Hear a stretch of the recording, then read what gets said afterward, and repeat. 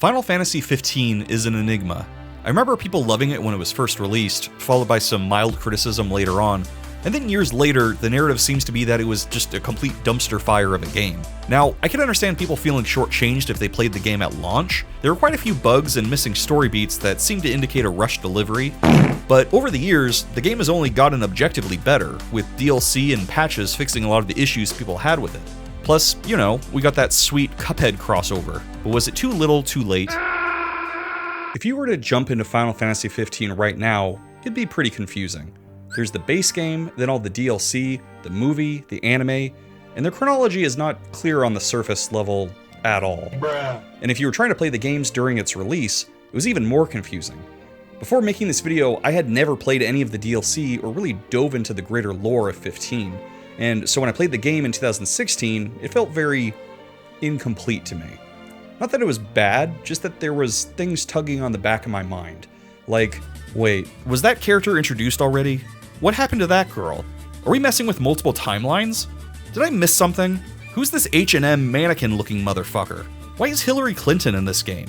Pokemon go to the polls! Since the release of Final Fantasy XVI, a game that is not a follow-up in any way, it seems pretty clear that the book has been closed, and that Square Enix won't ever be coming back to the world of 15. So, maybe now would be a good time to take another look at it, put all the pieces together, and figure out once and for all if this game is a jumbled mess or a misunderstood masterpiece.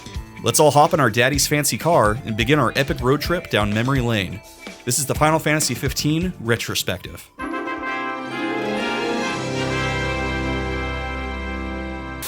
No, this isn't happening! There's no reason for me to go on. What? What am I fighting for? Don't get too comfortable. This is a dangerous situation. I thought the car was supposed to move us. Wouldn't that be nice? Can it? Ready, steady, ready, steady, ready, steady. Mega Man, can you hear me? This is Snake. Kept you waiting, huh? Are you familiar with Big Chunk? A scattered dream is like a far-off memory. Gotta give it my all.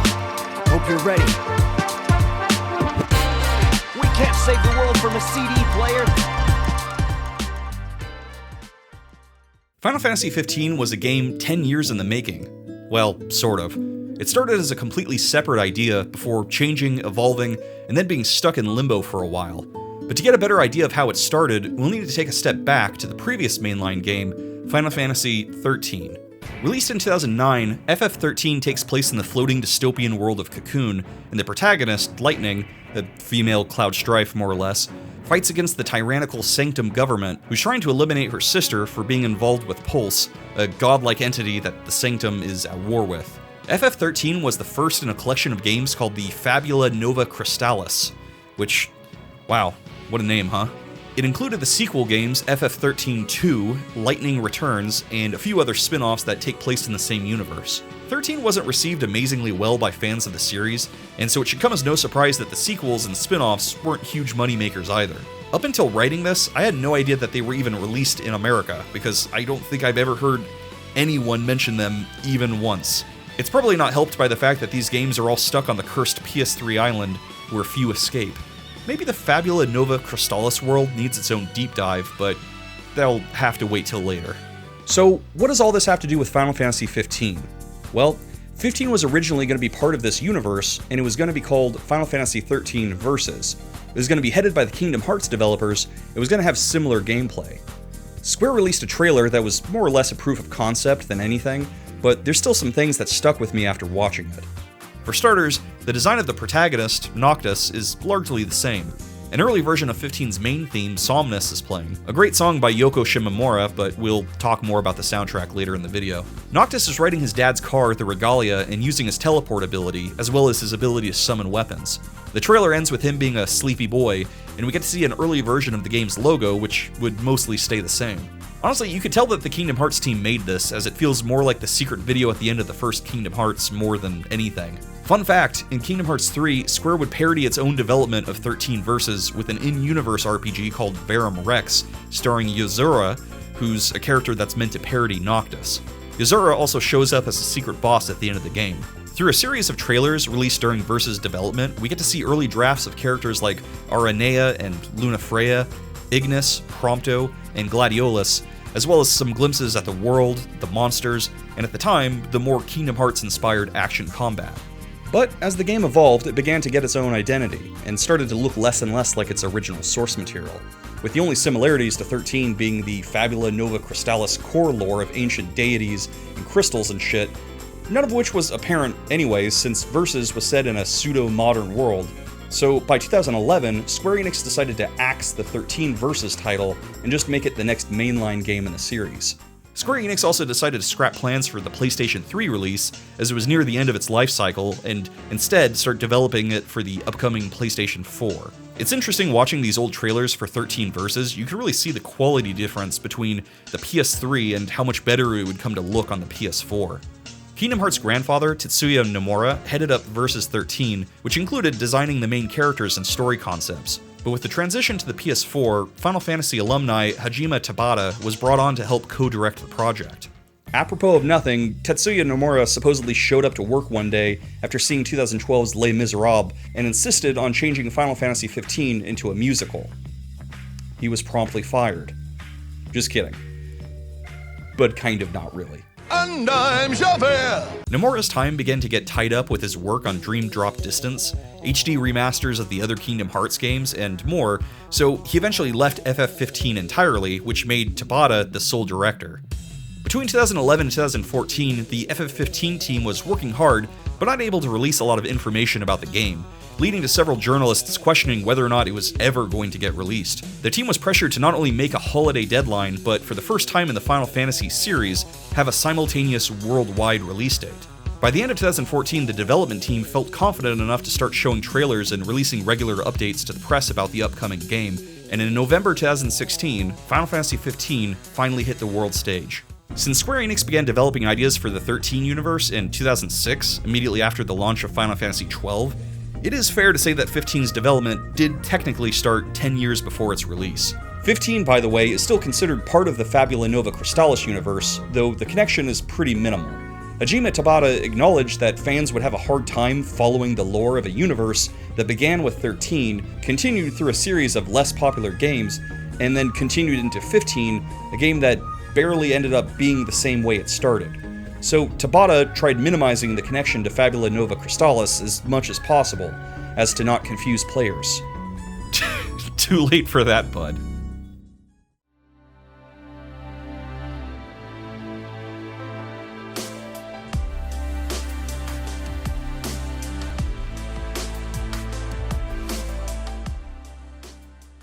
One, if not the biggest weaknesses 15 has, is that its lore is so badly explained that there's really no reasonable way to understand what's going on without supplemental research.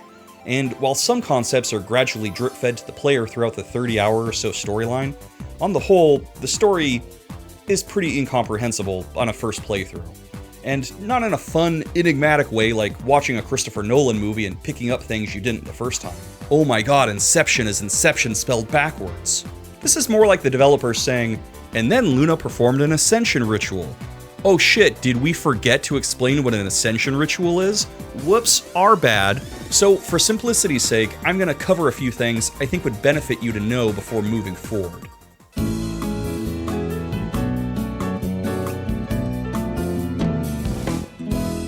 The world of Final Fantasy XV is called Eos, and it's made up of 4 countries. The imperialistic Niflheim, the peaceful Tenebrae, the merchant islands of Accordo, and Lucis, a kingdom kept safe by the power of a big-ass magical crystal.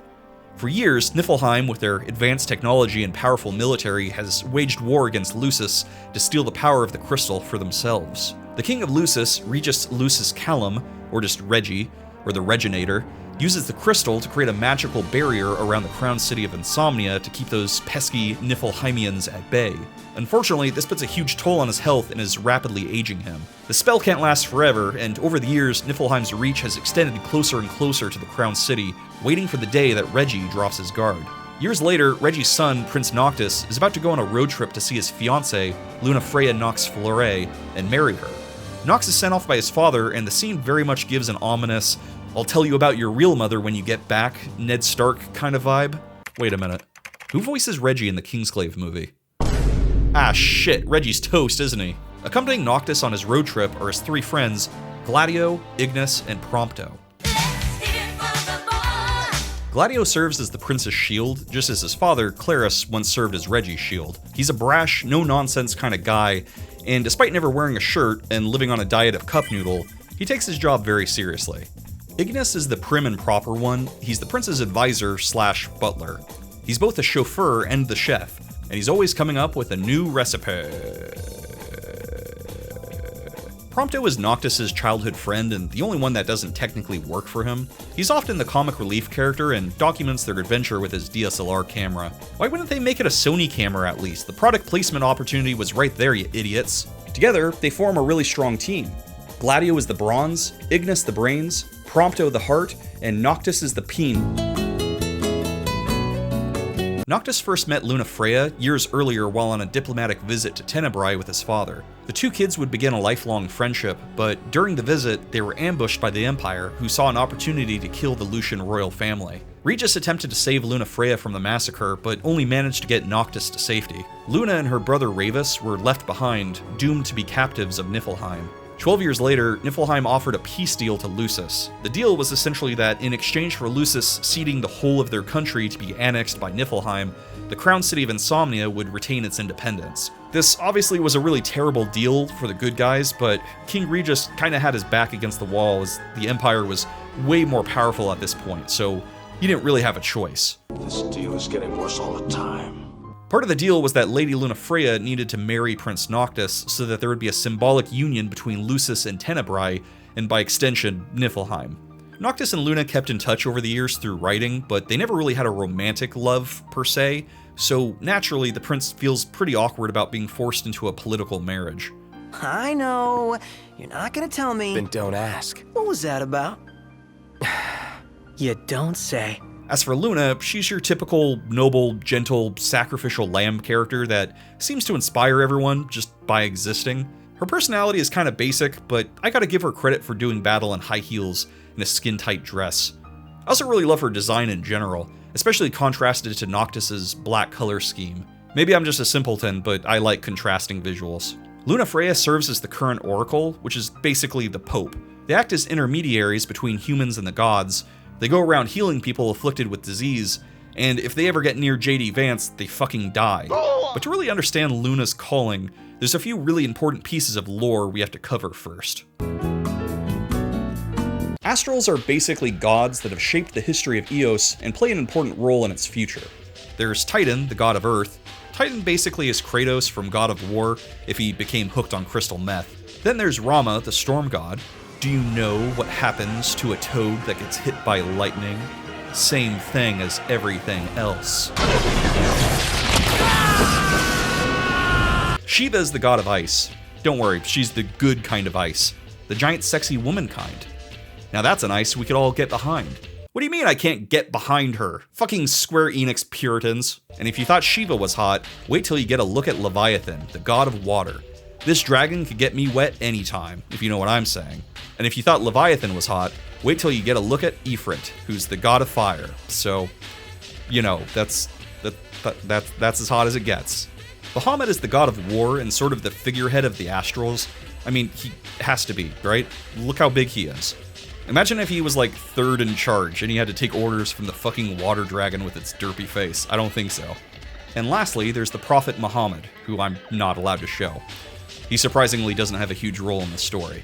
In ancient times, Ifrit shared his knowledge of fire with the humans, not unlike the mythological Prometheus, and this led to the rise of the Solheim Empire. As they evolved and became more technologically adept, the Solheim society got too big for its britches and decided they didn't need the gods anymore. Well, this really got Ifrit burned up, so he decided to wage war on humanity. And by the end of it, both Solheim and Ifrit were destroyed. The remaining Astrals were like, well, that was exhausting. Let's go to sleep forever now. The Starscourge is an infectious disease that's been plaguing humanity since antiquity, like malaria or furries trying to have sex with my cat. It originally came to Eos by way of a crashed meteor, which I think is an interesting origin, because it means that even the Astrals can't do anything about it. They're like, look, we have unlimited power over things that happen on this planet, but we can't do nothing about shit from Mars. That's out of our jurisdiction. Upon contact, the Starscourge turns people into daemons. That's demons with an A. Do you like apples? It also seems to be sort of a nebulous hive mind sort of creature that controls daemons and eats light. The increase of daemons makes the night longer and threatens to eventually plunge the world into an eternal night, which is not ideal. To combat this, the Astrals created an all-powerful MacGuffin called the Crystal. Remember the Crystal? This thing is basically whatever the story wants it to be. It could repel daemons with its light, it could be used as a conduit for the Astrals to communicate with humans. It does all kinds of stuff. You could put it in a lightsaber, you could trade it to a hippie for some marijuana. So the Astrals gave the crystal to the Lucis royal family to safeguard and use as they see fit to protect the world from the Starscourge. And for just as long, it's been coveted by Niflheim, who are so horny for that crystal. All of this brings us back to Luna. As Oracle, she alone could cure people afflicted with the Starscourge, and she alone has the power to awaken the Astrals from their sleep and beseech them to lend their power to Noctis. Being the future king of Lucis, Noctis is thought to be the chosen one who will bring peace to the world. So Noctis' journey isn't just about marrying Luna. It's also about trying to gather the collective might of the Astrals together to bring an end to the Starscourge, and that's ultimately the goal of both the Lucis Callum and Fleuret families, and by extension all of humanity as well, except for the Niflheim Empire because they're assholes.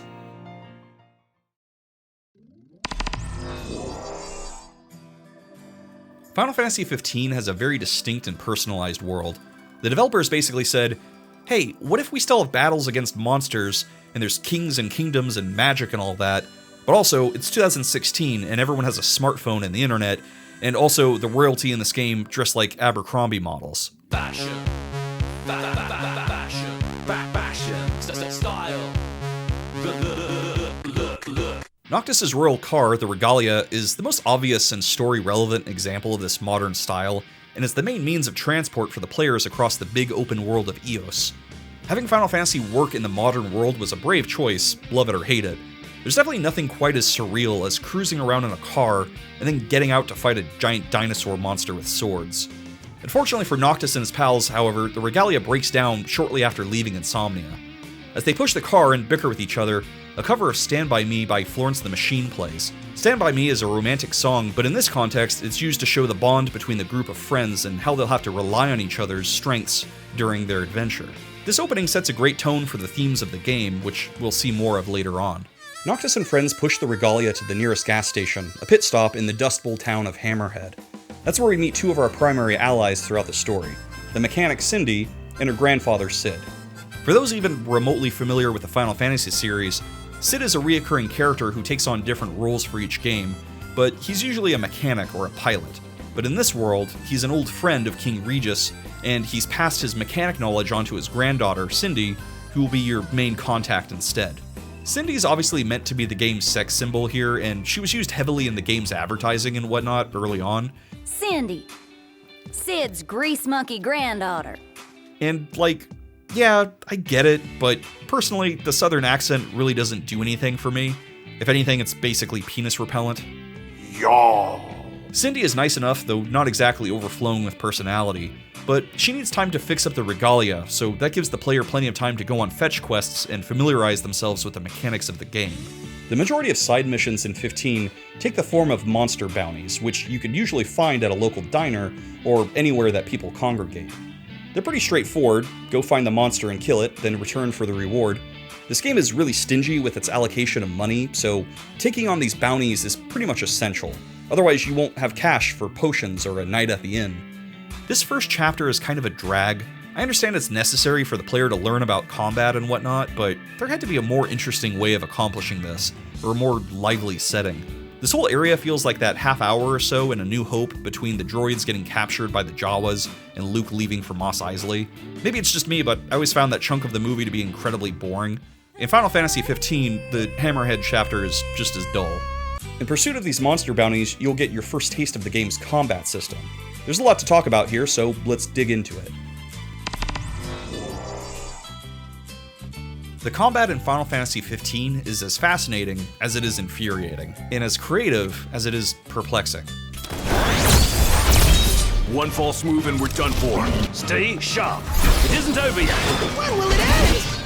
Just keep it together, Prompto. Pathetic.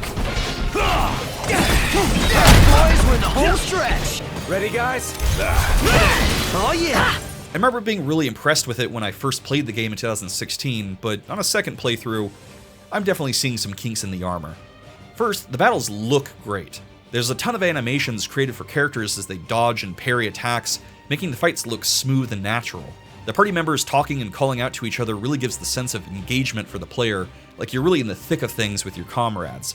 That, paired with the epic music, really gives the battles a cinematic feeling. Like I said, the animations are beautifully done, and the enemies, particularly giant monsters you'll come across in the wild, are so big and intimidating it creates an awestruck feeling.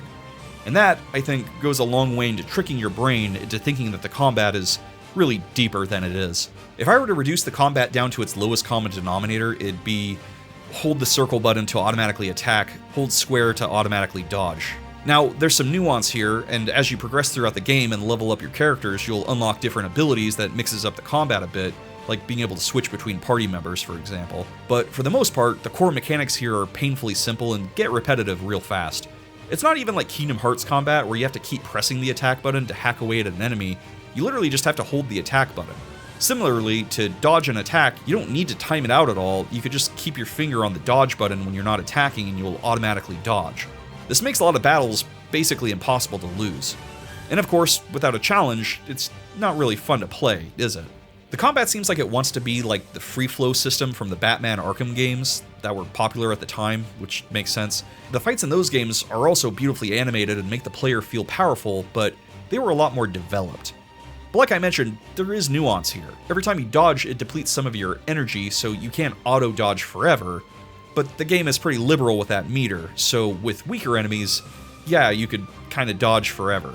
Just hold the button. Now, eventually you'll face harder enemies, and timing will take more skill. Not because dodging is hard, but because you're gonna need to get some attacks in, and the enemies could quickly get their own attacks in during that opening. The enemies in 15 hit hard and fast, and a lot of times you could lose your entire HP bar from 1 or 2 attacks. Battles like this force you to master the balance of auto-attacking and auto-dodging, and paying close attention to the enemy's movements and striking animations. And this gets harder when you're swarmed by dozens of soldiers, or fighting a strange-looking creature with unpredictable movements. This sort of a battle system works best in boss fights and one-on-one duels. At camp, you could train by fighting one of your allies. A fight with a big beefcake like Gladio could end with one blow if you don't dodge literally an attack. This is where the simple attack-dodge gameplay feels genius. The problem is that the game doesn't really provide enough of these one-on-one challenges, and so most of the battles just end up being way too easy. No! Glory to the Empire! Hell yeah! Impeccable. There's a meter you could fill up when fighting that allows Noctis to do a team attack with one of his allies. These attacks are pretty cool and do a lot of damage, but since you can only have one specific attack per unit equipped at one time, the novelty wears thin pretty quick. Also, easily the most excruciating part of the combat is that random encounters can happen anywhere in the sandbox world, which seems like it would be cool, but most of the time it means you'll be stuck in a bush and the camera will just be in the corner shrugging as if to say, "What do you expect me to do here?"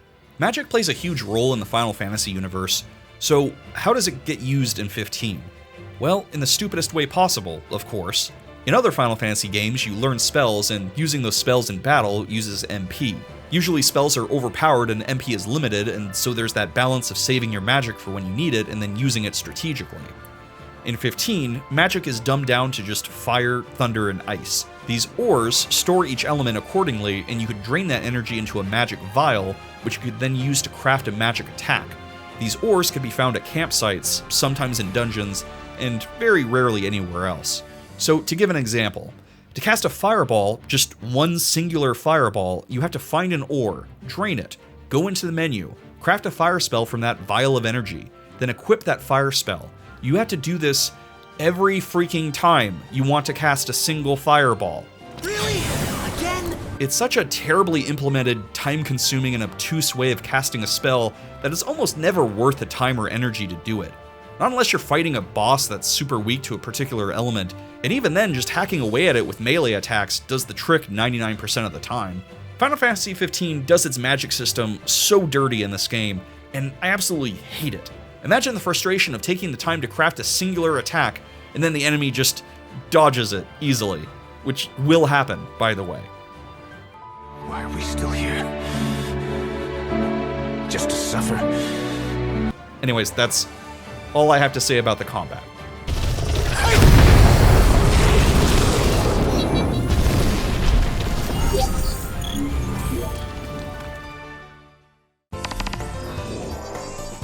Final Fantasy XV was the first open-world mainline game in the series, and director Hajime Tabata wanted the Regalia to represent the freedom of the open world. I think the Regalia definitely encapsulates that feeling while adding a whole lot more. Letting Ignis drive allows the player a moment to take in the scenery. Enjoy the canyon valleys of Lead, take in the sea breeze cruising through Galdin, or take a drive through— oh shit, it's nighttime and the daemons are out! Get back in the car! Get back in the car! Why are you locking the doors, Ignis? What do you think that's gonna do? Do you see how big he is? The inspiration for the Regalia's design seems to be a cross between the Cadillac Seal, the Maybach Accelero, and the Rolls-Royce Dawn. It definitely nails the luxury vehicle aesthetic. You can even order shop items directly from the car. How that makes sense within the universe of the game, I don't know, and I don't think I want to know. Wonder if I could order a pizza from here. The actual driving mechanics in this game are pretty rudimentary, although some things are painfully realistic, like having to fill the tank up with gas. Or you could just have Cindy do it if you're feeling lazy.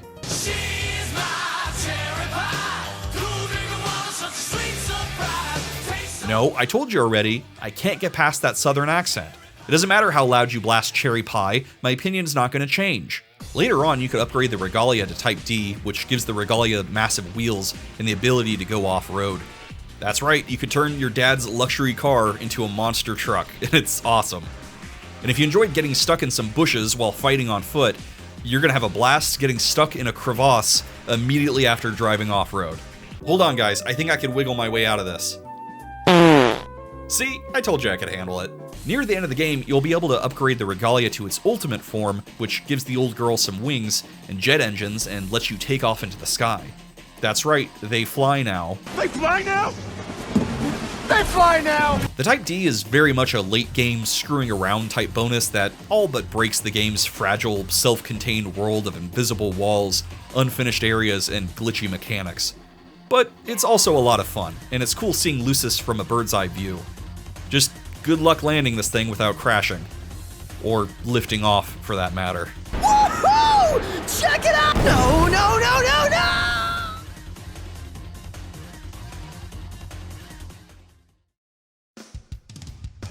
Our boys eventually get the Regalia working and take it to Galdin Quay, a ritzy seaside tourist destination. The heroes plan to hop on a ferry to get to Altissia, the location of Noct's wedding to Lunafreya. Sadly for them, the ferry is out. They learn this from a mysterious but fashionably dressed stranger. The boats bring you here. What about them? Well, they'll not take you forth. The interaction with the stranger is short, but we're given enough of an impression that he knows Noctis, and isn't a fan. Consider it your allowance. And who's allowing us? A man of no consequence. Concerning. Not sure what to do next, the party decides to spend the night at Galdin Quay and strategize in the morning. How leveling up and experience points are accrued is pretty unique in 15. While a normal RPG would have you level up in a linear fashion when you've gained enough experience points, 15 instead banks your XP, and it's not until you go to sleep that the XP is expended. So, for example, if you've earned 200 XP but haven't stopped at a rest site, nothing will happen. Once you take a rest at a campsite or an inn or whatever, then the XP will go towards leveling up the party. The reason for this is that different resting spots offer different experience point multipliers. A campsite probably won't have anything beyond a 1 or 1.2 times multiplier, but an expensive inn like at Galdin Quay may have as much as a 2 times multiplier. That means if you've been banking your XP and haven't slept in a while, you can cash out your XP at the expensive inn and double your experience points.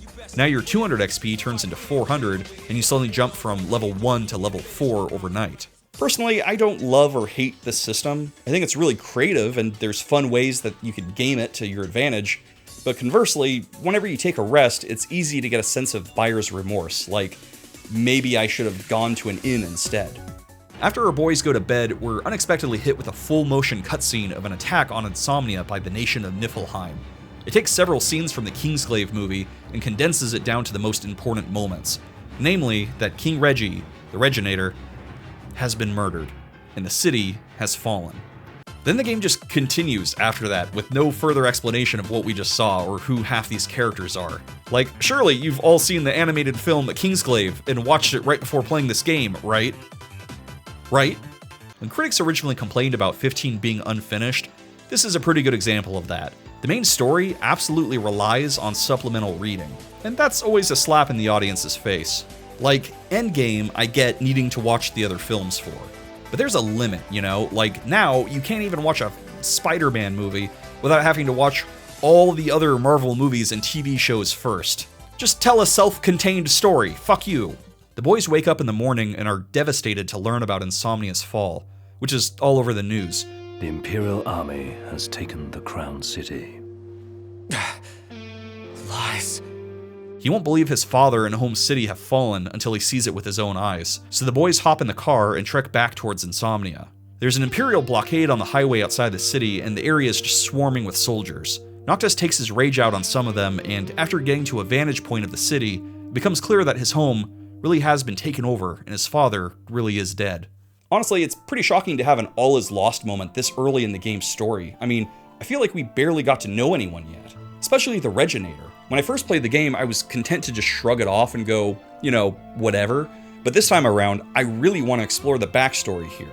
What's the deal with Reggie? What's the deal with the Imperial invasion? Guess we have no choice but to take a detour with Final Fantasy XV Kingsglaive.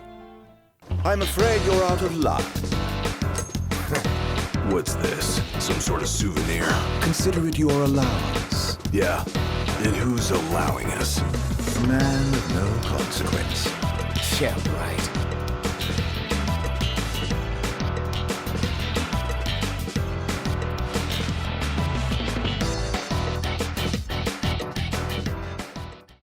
Do you like nerd stuff? It's okay to admit it, this is a safe space. Nobody here is gonna shove you into a locker because you like Pokemon or something. Digimon, on the other hand, is a different story. What freaking losers! Wait, does Metro Japan sell Digimon stuff? Oh, they do. Welcome, Digimon fans! Metro Japan is your one-stop shop for all things Japanese, including merch from brands like Capcom and Sega. And if you like Final Fantasy, which I have a sinking suspicion you might, then they've got something for you too. You'll be absolutely charmed by these pixel art charms, and you'll be Sephirothed by this Sephiroth figure. Look at that, they've even got plushies of Noctis and the boys. Metro Japan has awesome products for just about every variety of nerd. They've even got something for you. This is just a voiceover, but just imagine I'm pointing at you right now. Something for you. And for a limited time, you could use this code for a discount on your order. Thanks Metro Japan for sponsoring this video. Now, let's get back into it.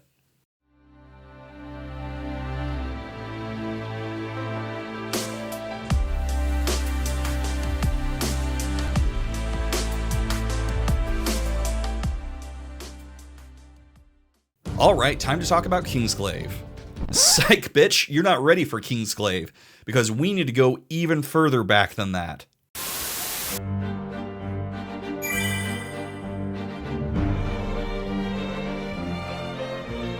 Much like the expanded world of Final Fantasy VII, what with the remake and Crisis Core and Surge of Dirgebris, FF15 also had its own expanded universe, and most of the titles are pretty much essential viewing in order to piece the story together in a sensical way. So before getting into the main game, we're gonna first take a look at the myriad of supplemental content that was made to precede it. In order to show off some basic gameplay and get some needed feedback from players, Square Enix released the Platinum demo 8 months ahead of Final Fantasy XV's release. The demo has you playing as the young prince, Noctis Lucis Callum, who's just had a severe and mysterious injury, and has retreated into a dream world to escape his trauma. He's befriended by Carbuncle, who serves as his guide through the dream world. Carbuncle has been a creature in the Final Fantasy universe since the 3rd entry, and usually appears as a fox-like creature with a red gem on its head. I personally really hate this design here, what with his bloody horn. It just looks like a dog dick, and there's no way to unsee something like that. Carbuncle gives Noctis a smartphone so they can communicate with each other, because Noctis is apparently a Zoomer child that can't go out to dinner without a tablet. As you follow Carbuncle, you'll be slowly introduced to basic combat, spellcasting, and platforming. And I don't know if it's just the fact that Noctis is a boy here, or the fact that there's an Alice in Wonderland-like level where you're super small, but this demo definitely feels like the missing link between Final Fantasy XIII Versus and 15, back when the game was more Kingdom Hearts inspired. Say, fellas, did somebody mention the door to darkness? Back off, I'll take you on! There's also a bit where you can transform into a beast to fight off the daemons. I'm not sure if this was ever supposed to be a thing in the main game, or if they just said, fuck it, let's make Noctis a giraffe for the demo, but either way, here it is. The demo ends back in the Citadel, which is the seat of the Lucian throne and Noctis' home. Noct and Carbuncle are attacked by a giant daemon, and the prince has to face his fears in order to move forward. After defeating the giant, Noctis comes across the Regalia. Throughout his journey, Noctis has been trying to find his safe space, and he realizes that the Regalia is just that. As King of Lucis, Regis never seems to have very much time for his son.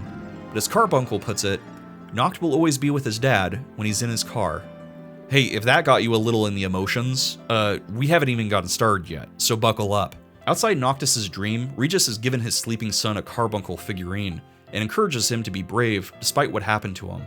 To figure out what happened to Noctis, we need to dive into our next prequel.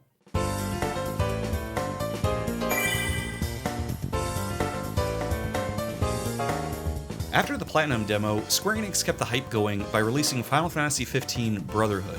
It was an anime miniseries and it ran during the months leading up to the game's launch. It was co-produced by A1 Pictures, who you may know if you watched my Persona 3 retrospective, as they made the film adaptations of that game too.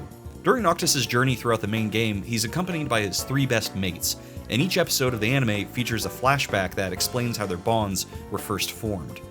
Episode 1. We find a young Noctis being driven home by his retainers when their royal caravan is attacked by a giant snake titty woman with swords.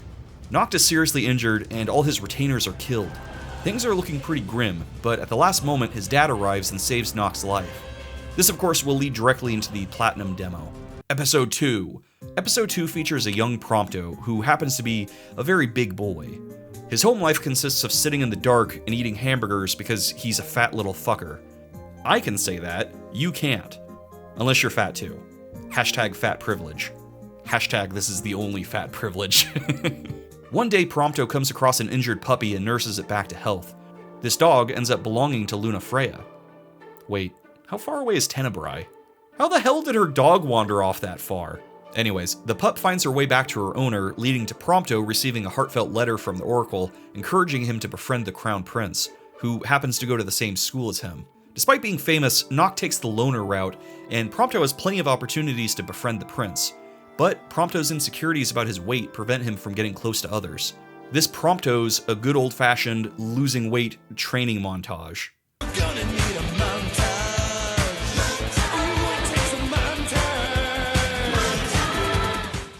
There's a time skip, and suddenly we get to witness a thinner Prompto in high school finally having the courage to strike up a friendship with the prince. You didn't need to do all that, dude. You're not marrying him. I think this whole thing is supposed to be motivational, but it really just seems to send the message that a person can't be loved or socially accepted and be fat at the same time. But then again, this is a game from Japan. I didn't really expect them to embrace the thickness, like some kind of Lizzo concert tour / sexual harassment lawsuit. Episode 3. The boys are fighting some woolly mammoths, as young men are wont to do. The present day scenes really don't serve much narrative function, but it is cool to see what a full FF15 anime series could have looked like. We then get a flashback to a young Gladio serving as shield to the prince and training him in battle. Gladi doesn't think highly of Noct, seeing him as lazy and entitled, but this soon changes when his younger sister, Iris, comes to visit the royal citadel and gets lost outside chasing a cat. For safety reasons, Noct isn't allowed to leave home, but he does so anyways to rescue Iris, and this sparks for her a lifelong crush. Regis chews out Noct for breaking the rules, and Gladio develops some respect for the prince, who not only found his sister, but covered for her so that she wouldn't be the one in trouble. Guess Noct really is a good guy after all. Episode 4. Iggie is buying ingredients to cook something special for our hungry boys. He looks at a bunch of bananas quizzically, and the vendor tells him that he could eat it that way or mash it into a jam. He's just like, yeah, this is how you can eat a banana. And Ignis is just like, sure, okay, I'll buy some then.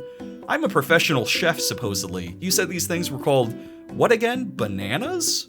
Do they not have bananas in Japan or something? Are bananas not a common food over there? Ignis begins cooking with his exotic new ingredients when Gladdy's like, "Hey, I notice you like to cook a lot. Why do you like cooking so much?" To which Ignis smiles at the camera and says, "Well, it's a long story." Ignis is teenage Noct's personal attendant, who's constantly cleaning up after the slovenly prince and handling all his political responsibilities that would be otherwise ignored. Noct has been slacking off lately, and Ignis doesn't just dish out the meals, he also dishes out some harsh truths. Namely, that King Regis won't be around forever, and that Noct will have to one day take on his responsibilities, whether he likes it or not. Noct lashes out, revealing that he's well aware of the king's failing health, and that he's been rebelling against his responsibilities because they basically symbolize for him a future where Noctis doesn't have his father anymore. Ignis, despite being a tough disciplinarian, does show a sort of fatherly love towards Noctis himself. Their relationship is probably more similar to what Alfred is to Batman, not the one with the nipples, the good one, where Michael Caine nods in a cafe. They have that sort of bond. And in pursuit of that, Ignis has been trying again and again to create a dish that once brought Noct joy during his painful years in Tenebrae, but that Noctis has since forgotten the recipe for. Iggie never gets the recipe quite right, but the lengths that he's willing to go just to give Noct a moment of catharsis really shows what a big heart he has and how much he cares about our prince. Cup noodle spotted. Episode 5. In the present day, the boys encounter the very same giant snake titty woman that attacked Noctis in his childhood. For years, this experience has traumatized him, but now he's finally got a chance to face his fears head on. An epic battle ensues, and Noct is able to defeat her using the power of teamwork. Except for Prompto, because his gun does absolutely nothing against her. After, we get a flashback of Regis coddling a young, injured Noctis. Reggie assures his boy that he'll never let anyone hurt him again, and a present-day Noctis breaks down in tears as he remembers with gratitude everything his father did for him. Meanwhile, Ignis is in the background considering the best way to chop up the giant snake titty woman and serve her for dinner. Maybe over a bed of rice, that'd be good.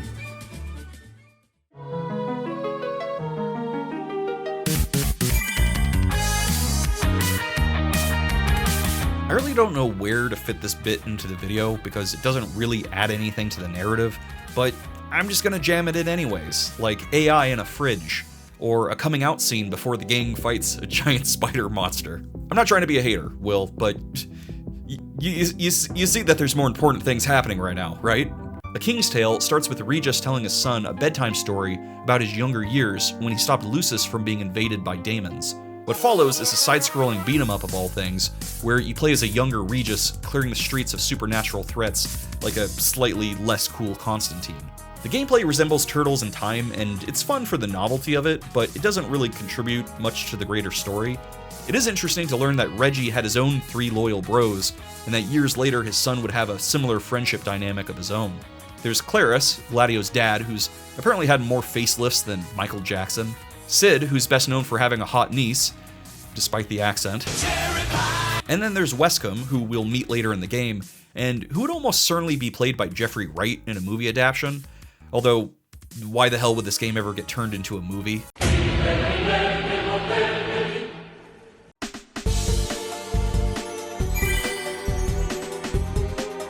Final Fantasy XV, Tebedatsu Mono Nokoro Mono, which more or less translates to Those Who Depart and Those Who Remain, was a Japanese exclusive audio drama that was included in a pre-order limited edition bundle for 15. It was later translated into an English novella for the Square Enix website and was renamed Parting Ways. The story takes place the day before the events of the main game. Noct is trying to see his dad one more time before departing, but the king is busy preparing for the upcoming peace treaty signing between Lucis and Niflheim. There's conversations that add a little color to the main characters, like that Iris is still holding a torch for Noctis. We learn that Noctis used to be a happier child before being traumatized by his near-death experience with the giant snake titty woman. You know, things like that. There's also a pretty interesting scene between Regis's retainers, Cor and Claris. Claris hints that he's sure the Empire will try to pull a fast one during the signing ceremony, and that Cor should be ready to evacuate civilians should anything go south. Claris also has a solemn conversation with Regis, where the two lament that they'll have to keep their sons in the dark about what might come next.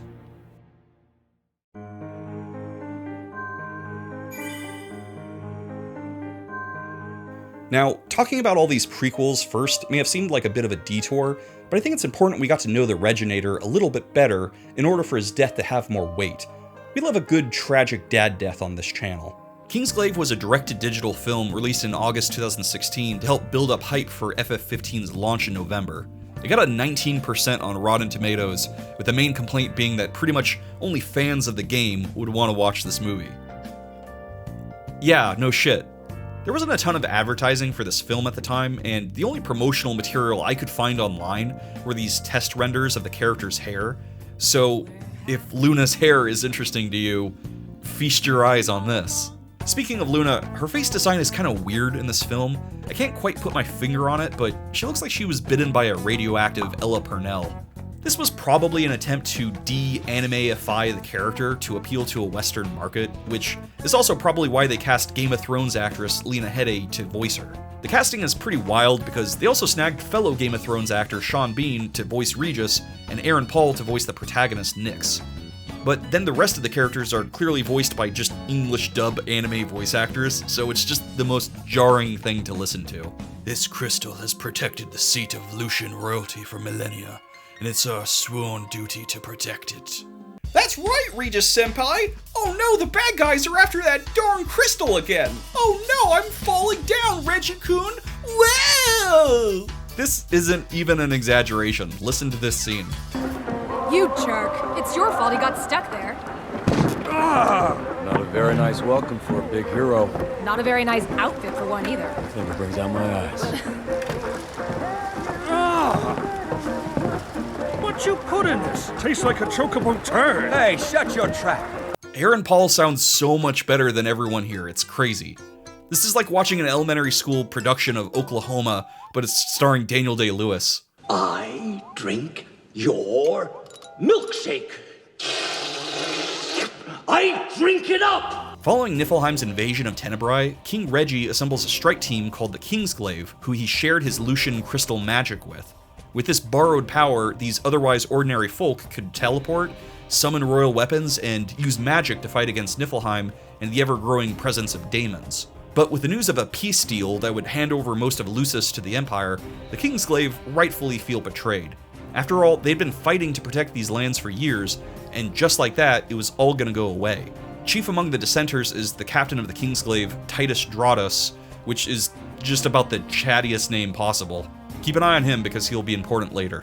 While captive in Tenebrae, Luna is told by her brother that the Empire wants to force her to marry Prince Noctis in order to create a public facade of peace between the conquered Tenebrae and Lucis. After their mother's death, Ravus blamed King Regis for not doing enough to save them from the Imperial invasion. He resented the king so much that he joined the enemy and even climbed to the highest rank of their military. He's become a lapdog for Niflheim, and even Luna calls him out for it. The day of the peace treaty signing goes about as good as you would expect. And by that, I mean Niflheim launches an all-out attack on the city in an attempt to get their hands on that big, juicy crystal. They've got soldiers, airships, and even giant bioengineered Godzilla monsters rampaging through Insomnia. It's interesting seeing just how powerful the Empire is here because they aren't even remotely as much of a threat in the game itself. I guess after this invasion, they're pretty much spent, which works out well for Noctis and friends because if one of these diamond weapons showed up while the group was still like level 1, they would be so screwed. I should point out that the animation in this film is really remarkable, especially with the monsters and locations. You might even forget you aren't watching a live-action film, except when the human characters show up, and then it becomes a Polar Express, Uncanny Valley situation. King Regis does his best to repel the Niflheim invasion, but it's a losing battle. He's killed by the Imperial General Glocka, who's revealed, of course, to be Captain Dratos. Reggie seemed to know that all of this was likely to happen, which is why he sent his son ahead to Altissia early so that he'd have a chance to live. When he says goodbye at the Citadel, it's with the knowledge it'll be for the last time. Before Reggie dies, he asks Nyx, Aaron Paul, to escort Luna and the Ring of the Luci to the safety of Altissia. The ring is an heirloom of Lucian royalty and has the power to call upon the power of the crystal remotely, and it's going to be really important near the end of the game.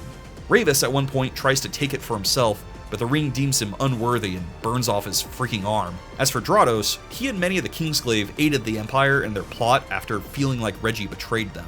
Many of the Kingsglaive were immigrants from lands that would be ceded to the Empire, and they felt that Reggie enacting a giant barrier around just Insomnia was essentially him saying, "Thanks for fighting and dying for me, now you're on your own, good luck." I guess that's an understandable reason to feel resentment, but it doesn't really make a lot of sense to me. Like, surely they would be more mad at Niflheim, who started the mess to begin with, right? Well, the Final Fantasy XV world isn't really known for its well-written villains, and Drautos is kind of the poster boy for this. To make things worse, he's killed by the protagonist, Nyx, by the end of the film, so we never get the satisfaction of avenging Reggie herself in the game. How anticlimactic is that? Actually, that might not be entirely true. Later in the game, the player fights a Psychomancer enemy, and when defeated, it'll drop Nyx's signature weapons, which were plunged into Drautos before he died. This could mean that Drautos turned into a daemon and has been meandering around Insomnia this whole time. I like to think that this is true and that Noctis was able to avenge his father's death, but it's probably just me coping with the fact that Drautos' character is basically just a fart in an elevator. Kingsglaive isn't the worst Final Fantasy movie ever made, but it was a pretty low bar to begin with. Dilly dally, shilly shally. It definitely would have benefited from Yoko Shimomura doing the score, and they could have spent less time with annoying characters like Libertus and Crow, and more time with Aaron Paul, who probably did the best job. But hey, it's a promotional CGI movie tie-in for a video game. I wasn't expecting Citizen Kane. Entertainment Weekly described Kingsglaive as being just a really long cutscene. The Dallas Times said it was perhaps the best Final Fantasy movie, and the New York Times summed Kingsglaive up as a film where the bad guys wear silly hats. I think these three statements best sum up Kingsglaive as a whole.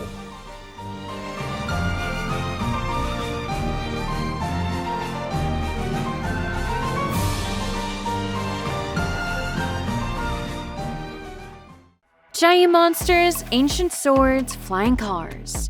And we're just getting started. We'll jump back into the world of Eos after this short break.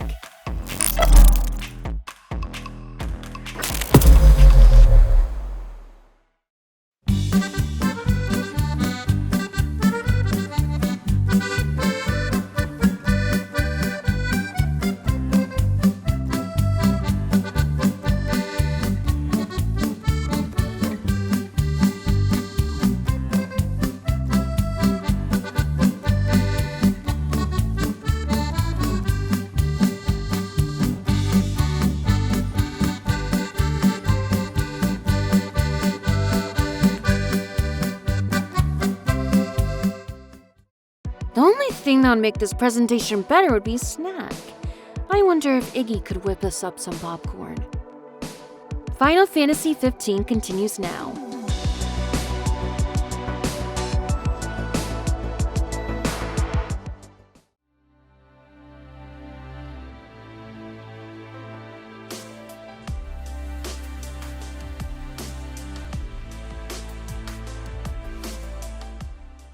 And just like that, Noctis' mission has dramatically changed from go on a road trip to get married to avenge your father's death, liberate your home, and stop the evil empire. Quite a heel turn. In pursuit of these new goals, Noct will need to call upon the help of his ancestors. Ancestors, protect me. May they protect you. Scattered around Lucis are 13 tombs belonging to the 13 previous kings. You'll note that it's 13 and not 15, since this game was originally going to be a spin-off of Final Fantasy XIII, and the developers by this point were probably like, we're not making 2 more dungeons. Do you have any idea how done we are with this game that we started in 2006? Each tomb houses a king and his royal arm, and Noct begins a quest to collect these magical weapons to strengthen his arsenal against the Empire. Most of these tombs you could visit at your leisure, although a few are weaved into the main story. They serve as the game's de facto dungeons, and finding them all will be your main objective while in Lucis. I really love the dungeons in Final Fantasy XV. They're kind of perfect. They're challenging, but they don't overstay their welcome. They feel unique and mysterious, but they also feel like a natural extension of the world they're in. We're talking caves, mines, ancient ruins, that sort of thing. Since only a few of the dungeons in the game are required to beat for the story, it's very likely that you'll drive by an area and decide to get out and explore, and you'll wind up in a dungeon you didn't even know was there. It's a great feeling to accidentally discover one of these secret areas, and it gives you a glimpse into how magical the world of Eos could have been with more time in the oven. Here's a few that I liked in particular. The Greyshire Glacial Grotto. The Greyshire Glacial Grotto is a secret snow cave hidden behind a waterfall near Lestallum. You'll have to carefully tread treacherous, slippery paths, or else you'll slide down to lower levels swarming with daemons.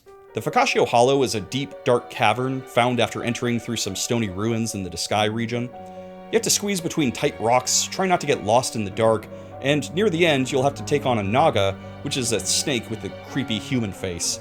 Also, this snake may or may not be Prompto's mom. But that's a story for another day.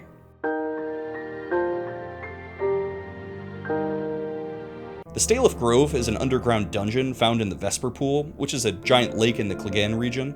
This area was used by the ancient Solheim civilization to pay tribute to their dead, since they viewed water as a symbol of death, because, if you'll recall, they worshipped Ifrit originally and, viewed fire as life.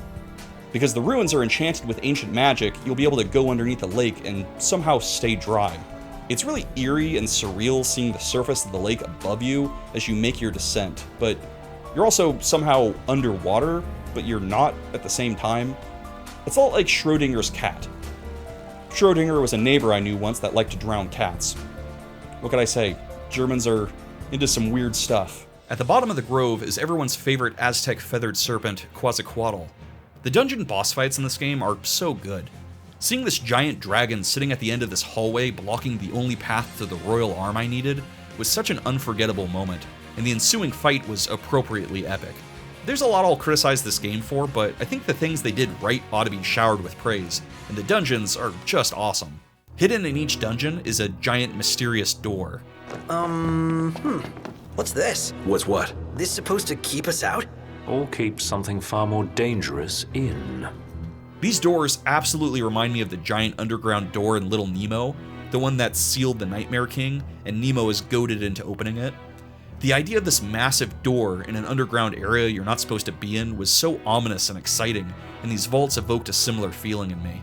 Like, I know there's something bad on the other side, but damn if I wasn't curious. These vaults need a special endgame key to open, and they lead to completely separate, extra hard dungeons that you'll need to be pretty high level to handle. The secret dungeon underneath Staelif Grove is literally 100 floors deep. So if you're a true gamer / masochist, you'll love these. There's 3 guest party members that will jump in occasionally to lend a hand when the story calls for it. These guests have their own equipment and skills locked, so you can't really treat them as you would a regular party member, but they are nice to have around as extra support in battles. They even each have their own special combo move they could pull off with Noctis, and they'll even join in for camping or photo ops. This feature is reminiscent of Skies of Arcadia, where you also have 3 guest party members that come and go throughout the story. It's nice to get to know these side characters better without having too much attention drawn away from the main party, you know? I wish more RPGs did this sort of thing. The first guest is Quay, the former head of the Lucian Crowns Guard, who loyally served King Regis for years and narrowly escaped the invasion of Insomnia. Quay is your typical, stoic, tough-as-nails dude who all the bros look up to, and he gets knocked started on his path to collecting the royal arms. Then there's Aranea Highwind, a high-ranking commodore in the Imperial army. She's a badass and free-spirited lady, and naturally has some moral qualms about her employers. This often leads to her teaming up with our boys to help them undermine the Empire. Prompto also has a huge crush on her, and it's understandable. She's voiced by Carrie Walgren, a Final Fantasy alumni, and a seasoned boy spanker. Lastly, there's Iris Amatisia, Gladio's little sister that we first met in the Brotherhood anime. She's all grown up now and is eager to lend a helping hand. Look at her. She's just one of the guys. Boys! Just one of the boys. She's just one of the boys. Yes! Just one for you. While all the guest members are temporary by definition, I was the most bummed Iris couldn't stick around longer. She's a lovable goofball and acts like a little sister to the entire party. Plus, I like girls who wear all black. I choose an emo girl any day over Confederate flag Cindy over here. After Insomnia's fall, the boys learn that Iris and a few of the royal retainers managed to escape to the city of Lestallum, so that's our next destination. Along the way, you'll come across a Chocobo farm. For anyone who hasn't played a Final Fantasy game before, Chocobos are chicken horses, and they functionally serve as a hybrid between on-foot exploration and vehicle fast travel. Chocobos can be summoned with a whistle, and they're a good means to explore the off-road sections of Lucis without it taking forever or getting stuck in a bush, as is tradition in this game. Before we can unlock this means of travel, though, you'll have to complete a side quest for the Chocobo's owner. He tells you about a giant beast called Deadeye that's been spooking his birds lately, and he asks our boys to take it out. Deadeye is freaking massive, and while I found battles with really big enemies in this game to be more prone to glitches, broken camera angles, and other such malarkey, I also found myself in awe most of the time. It was a real power trip taking down such a huge beast. And please stop me before I start sounding like the big game hunter from Jumanji. You're not a postal worker, are you? Final Fantasy XV did an excellent job with its beast and daemon design, and they're all nicely chronicled in the in-game bestiary. I love a good bestiary, and I think every game should have one. Imagine a Mario game where you could read about every Goomba you stomp on. Like, this Goomba was a Sarasalan Goomba. They usually grow up to 3 feet tall and have very sharp teeth. That's interesting. This one was planning on being a dental hygienist and raising a family someday, before you killed him, that is.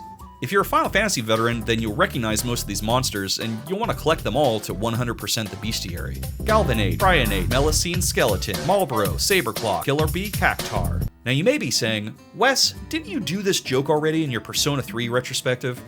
Well, nobody watched that video, so screw it, I'm doing it again. Double dipped? What are you talking about? Just take one dip and end it. One nice feature of the bestiary is that all the entries are organized by geographical region, and each one has a little Noctis next to it for size reference. Look how freaking big this guy is, you can't even see Noctis anymore. So small. One particularly impressive beast is the Adamantoise, a massive mountain-sized turtle that can be battled after completing all the monster hunting side quests throughout the game. This thing is comically large, and defeating it is a real war of attrition, but if you do manage to best the robust reptile, you'll get the best armor in the game, and a party thrown for you at a diner by all your friends. Everyone's just like, congratulations on killing a turtle, Noctis. We got you a cake. Good job killing an animal that's universally seen as a symbol of peace that was just sitting there minding its own business. Congratulations, guy. The Chocobos finally make it to Lestallum, the second biggest city in Lucis. It's full of old historic buildings, has a bustling food market, and everything is somehow both really nice and really trashy at the same time. So basically it's San Francisco to a T. Lestallum is in the Clegane region, which is pretty far from Insomnia, so it seemed to be a relatively safe place for Noctis' allies to regroup. Among the survivors is Gladio and Iris' retainer named Jared, his grandson Talcud, and a few others, and of course Iris, who's over the moon to find Noctis and her brother still alive. They catch up, and she assures Noctis that Lunafreya made it out of Insomnia safely. The next day, Noctis receives strange visions of the astral titan calling out to him. This is a sign that Luna must have visited the god recently and used her oracle powers to wake him from his millennia-long slumber. He's in an area called the Disk of Kothis, the site of an ancient meteor crash. Titan himself caught the meteor to prevent it from destroying the planet, and he's been stuck there ever since. Not unlike Atlas bearing the weight of the heavens on his shoulders, or me forced to never leave my home because of all the beautiful models who are constantly surrounding my house trying to have sex with me. Noctis needs to get over there to seek the Astral's blessing and borrow its power, and that's when our party runs into the strange man they originally met in Galdin Quay. His name is Ardyn, and he offers to drive them to the Disk of Kothis for reasons he won't elaborate. This guy refuses to show his hand, but it's pretty obvious he's a bad guy. I mean, listen to that accent. Visit the Archean and hear his plea. I can take you. Only someone who's up to something nefarious can take a line as innocuous as, "Follow me to the car park," and make it sound suspicious. Come with me to the car park. Hey, I don't trust you, man. I don't trust you. This leads to a very weird minigame where you have to follow Ardyn in your car, and if you don't keep up, it's an automatic game over, and if you follow too closely, it's also game over. Then after 3 minutes, Ardyn is like, "I'm tired, let's go stay at this hotel for the night." And the gang is like, "It's 10 in the morning, what the hell are you talking about, dude?" It's bedtime. It's not even the afternoon yet. The next day, Ardyn takes them to the Astral's resting place, and then drives off, not wanting to get any closer himself. This dude obviously has some ulterior motives, but we can't really wrap our brains around that right now, because we've got some gods to beseech over here. On the way to the summit, Noct has some doubts about being able to control the giant Archean. Gladio smacks Noctis with some tough love, and it's a great example of how these boys support each other as a team. Unfortunately for me, the scene glitched out and the camera got stuck on their crotches the entire time. You're not the only one who's having a tough time. We're all on edge. And that's perhaps a fitting way to start this boss fight, because while the intention was cool, the execution was not. I mean, how would you design a fight like this against a massive titan other than through quick-time events and smacking it on its hand until it dies? Oh sure, Noctis, you could parry the punch of a 48,000-ton god, but you could barely push a busted car down the street. Halfway through the battle, Niflheim forces show up in an effort to kill the giant man with his weird Ken doll crotch. With both Noctis and the Empire fighting this thing, it truly is an attack on Titan. Timely reference as always, Wes. As the Disc of Kothis is falling apart from the battle, Ardyn appears and offers our hero an escape on his airship. He reveals himself to be none other than the Chancellor of Niflheim, and the boys have no choice but to take his offer, even though it almost definitely means their imprisonment, or worse. What follows next is just so weird. Ardyn gives them a ride on an Imperial airship, and rather than imprisoning or killing the new King of Lucis, Ardyn instead just drops them off into Sky. Also, he steals their car. It's clear that Ardyn, for reasons unknown, wants Noct to make pacts with these Astrals and is guiding him along that path, which is in direct defiance of the Empire's goals. But then, why steal his car? Then we're dumped into Sky and are suddenly told we need to find some runestones in order to control the Astral Ramuh. It's a pretty abrupt transition, so much so that I was confident I had missed a scene or something, but after playing the game twice, that's all there is. This bit just reeks of unfinished section of the game that they meant to add scenes to but forgot. When you get the last runestone, you just get Ramuh's power. No boss fight, no introduction to who Ramuh is, you just get his power. Did the developers forget to add a boss fight here, or what? I should mention that as you make a pact with each Astral, you'll gain the ability to summon them in battle. Like many facets of 15, this is a tremendously mishandled mechanic, as the game does a piss-poor job explaining how the summoning system works. It's some combination of your party members being in danger and a few other variables, but basically it means that only on very rare occasions will the option become available. That being said, the summons themselves are pretty amazing. Ramuh is like 20 stories tall and blasts your enemies with lightning, and Titan comes sprinting towards you like the running man from Get Out and smacks the shit out of everybody. There's even a special cutscene made for the Adamantoise boss where he straight up clocks the turtle right in its stupid face. It's completely inexplicable to me that the developers had time to animate this hidden Easter egg scene, but didn't have time to do a scene showing Ramuh making a pact with Noctis. Like, priorities, guys. Come on. In order to get the Regalia back, Noct and friends storm a nearby Imperial base where it's been impounded. This is one of several times you'll do a Ground Zeroes-esque base infiltration, and like the summoning system, it could have been really cool, but it instead feels like we just got a massively watered-down experience from what was originally planned. The party finds their way back to Lestallum and learns that in their absence, Jared was killed by the Empire. You remember Jared, right? He was the random old man. You know, Jared. Jared. His name is Jared. His name is Jared, and he likes to eat the standard cheese. I guess the point of the scene was to show the cruelty of the Empire, but we literally got one single scene with this guy before this, and he had exactly 2 lines of dialogue. Please excuse my grandson. He has yet to learn his manners. Your Highness is very kind, but we shan't impose. His name is Jared. And then there's no details given about what exactly happened to him or why we should care. Guys, it's horrible. Hurley from Lost was killed by the Empire. What, you don't remember him? He was in one scene before this. Aren't the stakes so much higher now? These stakes are so high they're playing in a Grateful Dead cover band. Big yellow joint. To find out what happened to Jared, we'll have to read his updated description in the dossier. Jared stood stalwart in the face of Commander Caligo Oldor's Imperial intimidation, and proved himself a defender of the crown in his own right. Who the fuck is Caligo Oldor? You're telling me that this Mr. Carson from Down Abbey looking motherfucker killed Jared? And what happens to him?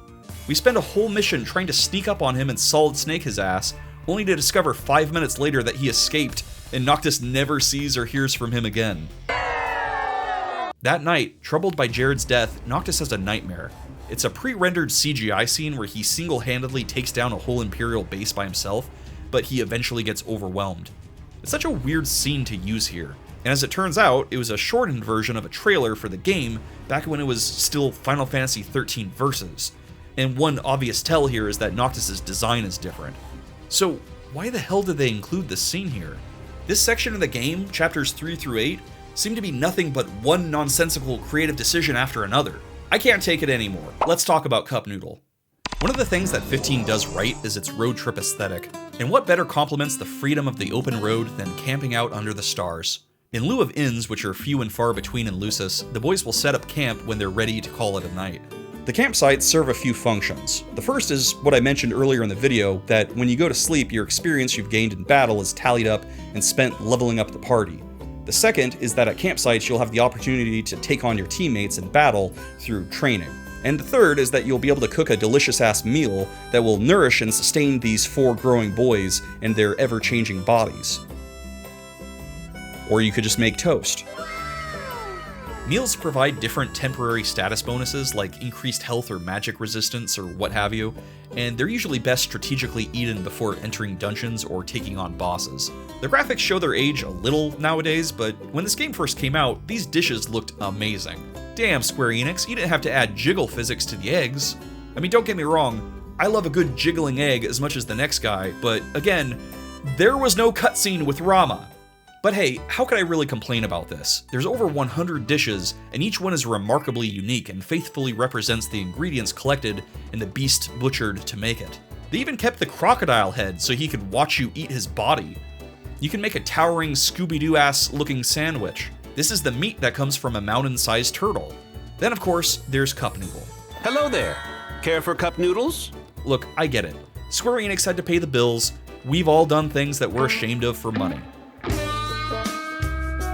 But the product placement here is so over the top. They've got cup noodles outside the city? All right. Might be worth investing in a few servings in the event our pantry runs bare. I'll put it on the list. In Lestallum, you'll find a cup noodle truck and it prompts a side quest where you have to find the perfect ingredients to add to your cup noodle. Only, of course, to discover that anything you add to cup noodle tastes good, because cup noodle is perfect with everything. I mean, they could have at least ended the mission with a boss fight against Arnold Schwarzenegger, damn. Ray Chase, the voice actor for Noctis, went on a Reddit AMA and pointed out that the game did a serious take and a sarcastic take when recording these lines, and that Square Enix, for whatever reason, chose the sarcastic take. And it shows. Any food you make tastes better when you use good ingredients, right?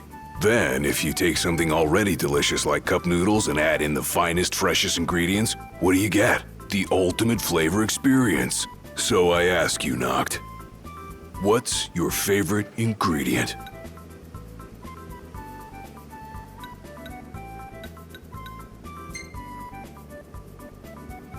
Solid choice. I do unironically enjoy these cup noodle hats, though.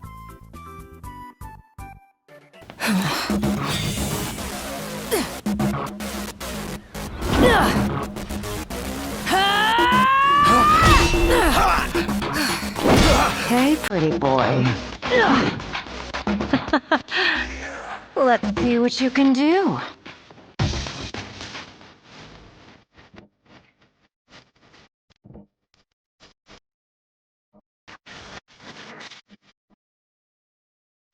Exciting news! You can go to westdustgames.shop to buy a shirt featuring your favorite mascot, Pantersan. Hey, that's me! Look, if Gladio can aggressively shill for Cup Noodle, then I think it's only fair I do my own product placement. Final Fantasy 15 will be right back.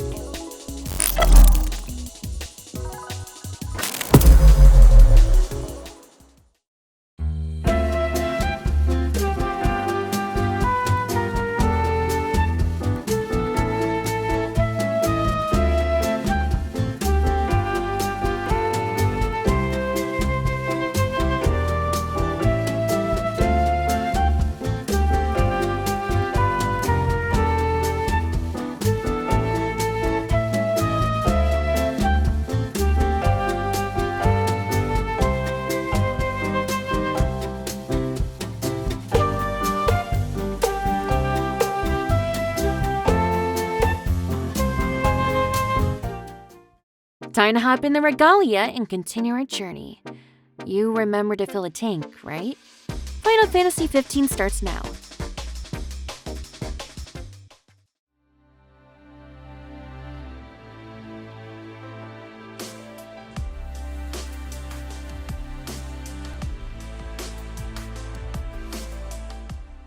few months after 15's release, Square Enix announced episodic DLC featuring Gladio, Prompto, and Ignis respectively. This received a lot of backlash from the fans because they rightfully saw it as Square Enix patching in crucial story details into a game that clearly wasn't finished when it was launched.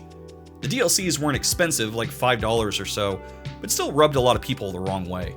On the other hand, the quality of these episodes range from so-so to excellent, and they're required reading if you want the full picture of Final Fantasy XV, so let's dive in.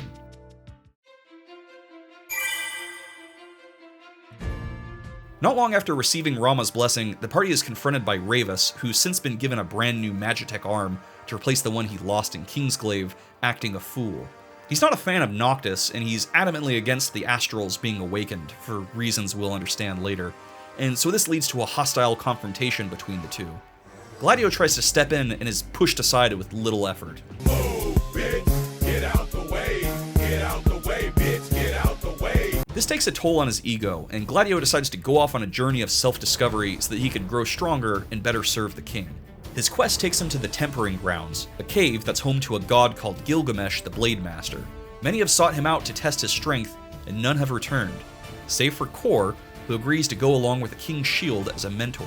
Throughout the cave, they're attacked by the felled Gilgamesh challengers who've been resurrected as spooky skeleton warriors. That's right, not even death will stop these skeletons from fighting. Here's my Uncle Derek reference. Hi, it's Wes, it's me, Wes! The crystalline structures in this cave look beautiful, and it's just another example of how well designed the dungeons and explorable areas are. The parts that were finished, that is. That was much more than a soup. Wait, is Core shilling for Cup Noodle now too? How deep does this product placement go? In the short hour or so runtime of this episode, you'll essentially be playing a stripped-down version of the main game. I like that they bothered to keep the weapon equipment menu, despite the fact that you only have one weapon the entire time. But they do add a few things to mix up the gameplay, like Gladi being able to uproot these pillars and swing them at enemies, which is enormously satisfying when pulled off correctly. This feature, along with destructible environments, I'm assuming was scrapped from the main game, but they were able to preserve the idea here within the walled garden of a DLC. Hey, can you evil skeletons wait patiently while I pry this giant pillar out of the ground? Thank you. You're not, like, gonna swing that pillar at us, are you? No, of course not. Silly skeletons. I lied! Skeletons will believe anything. I bet I could even get them to fight against the Empire for me if I slap them around a bit first. Gladio faces numerous challenges in the Tempering Grounds, like fighting sub-bosses and gaining their powers. One of which glitched out on me and just stood there frozen while I wailed on its giant monster balls. This all culminates with a fight against the Blade Master himself, wherein Gladio realizes his true strength isn't just his physical prowess. He struggled with fear and doubt about if he was up to the task of protecting Noct, but he's committed now to not letting those insecurities stop him from trying his hardest. And after all, isn't that what true courage is? Gilgamesh recognizes this in Gladio and gives him his sword as a victory prize. And Gladio's like, thanks, dude. This DLC is easily the least of the bunch, but it was still a fun, if not totally mindless time. It would have been an excellent opportunity to get to know Gladio and Core better, but sadly the narrative is pretty shallow. As a bonus challenge, you could fight Core as well. This shouldn't be too hard. You know what? Actually, Core is kind of lame, I just remembered, so I don't feel like I really need to fight him to prove anything. I've got a lot of other things to do right now. I got something on the stove. I left the sink running. I gotta go. You know what? This fight is bullshit, actually.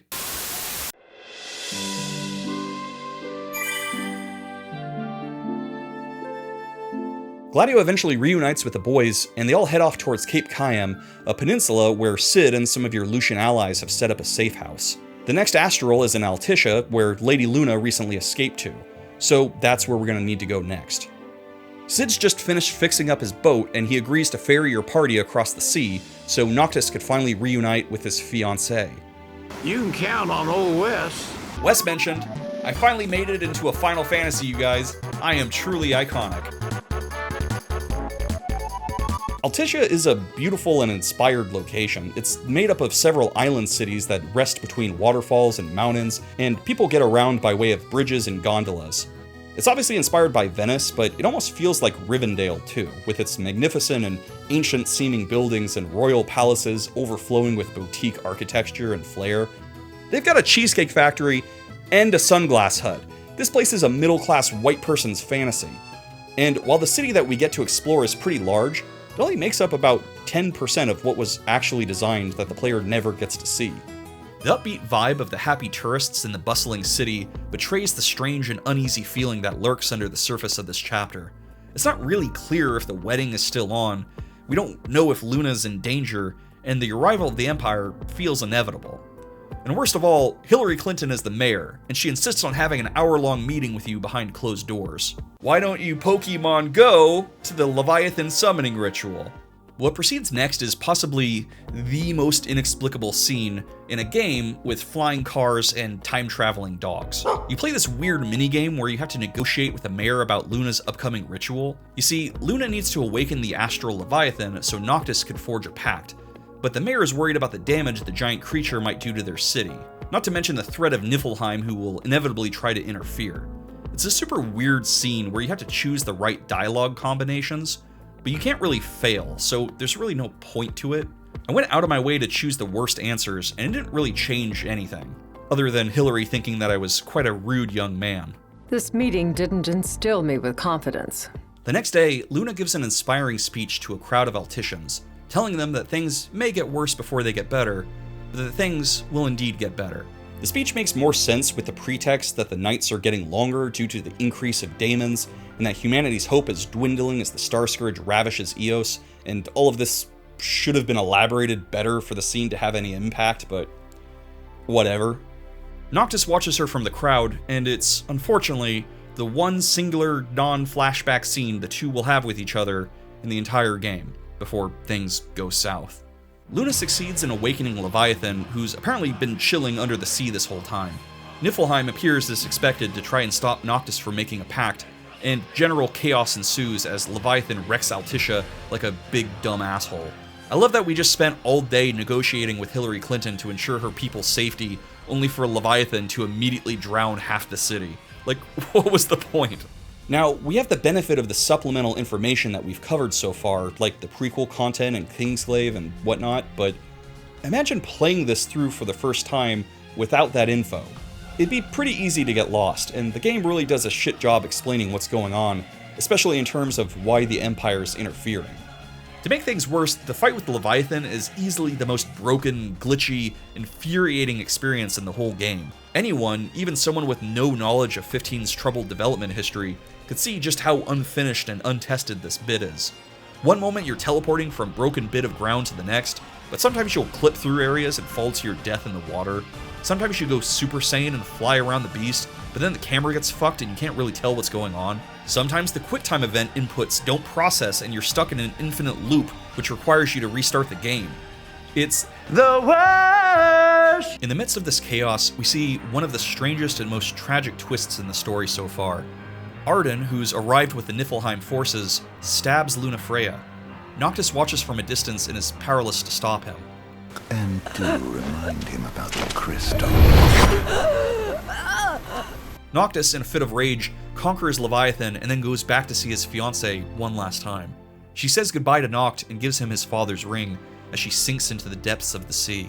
Yoshinori Kitase was the original producer for 15 back when it was still Versus 13, and that makes sense since he directed FF7 and his legacy of tragically killing the female love interest halfway through the game and she falls into the water has carried on here. This is no doubt one of the saddest moments of the story, and even without the supplemental content, you can still recognize how tragic it is. Noctis and Luna had just finally reunited after years apart, only to have it all taken away before they could barely speak to each other.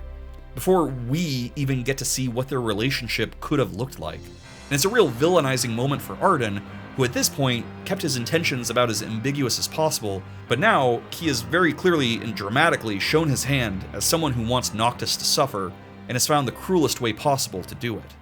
Noctis and Luna's relationship is seemingly one of the most underdeveloped plot threads in Final Fantasy XV, despite how crucial it is to the narrative. I mean, the first thing we learn about these two is that they're getting married, but then we hardly ever see them together. I feel like their relationship and the expectation of seeing it in full bloom, only for Ardyn to dash it to the ground, is pretty symbolic of the promise of FF15 as a whole. This game had so much potential, and there were so many cool ideas, but so much of it was left unfinished and unresolved. we do get touches of their feelings for each other. Throughout the game, Luna sends her dog to greet Noctis. The dog delivers a notebook that Luna and Noct have been using for years to send messages back and forth to each other, which is really sweet. Except for when Noctis tries to play it cool. Good job, dude. Ladies love indifference. We also see a few flashbacks of young Noctis and Luna in Tenebrae. She was there for him after a traumatic incident in his life, and he would have done everything he could to be there for her too, but it just wasn't meant to be. Being from royal families, the Prince and the Oracle both understand the importance of duty and the weight it carries. It was Luna's duty to aid Noctis in his journey, and unfortunately, it led to her demise. I know a lot of critics at the time weren't happy with how Luna's character was treated, and I get that. But when you consider that these two had a years-long relationship with each other behind the scenes, the tragedy of her death, I think, still hits effectively hard. Would it have been nice to have her in the party so we could fully feel the sting of her loss, like we did in Final Fantasy VII? Sure, but it is what it is. When the world falls down around you and hope is lost. When you find yourself alone amid a lightless place. Look to the distance. Know that I am there. And that I watch over you always.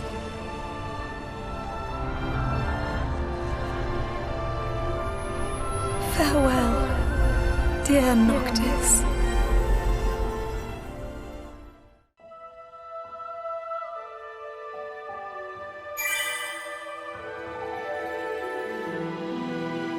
Episode Ignis begins with a flashback of a young King Reggie introducing Iggie to his son and imploring him to keep a watchful eye over him like an older brother would. It's clear from what we've seen of Ignis that he's always been a loyal retainer to the prince, but this scene helps add a layer of sincerity to it. Ignis really views Noct as a brother, and he's made an oath to protect him no matter what. During the Leviathan summoning, we see, from a pedestrian's perspective, just how bad things are going.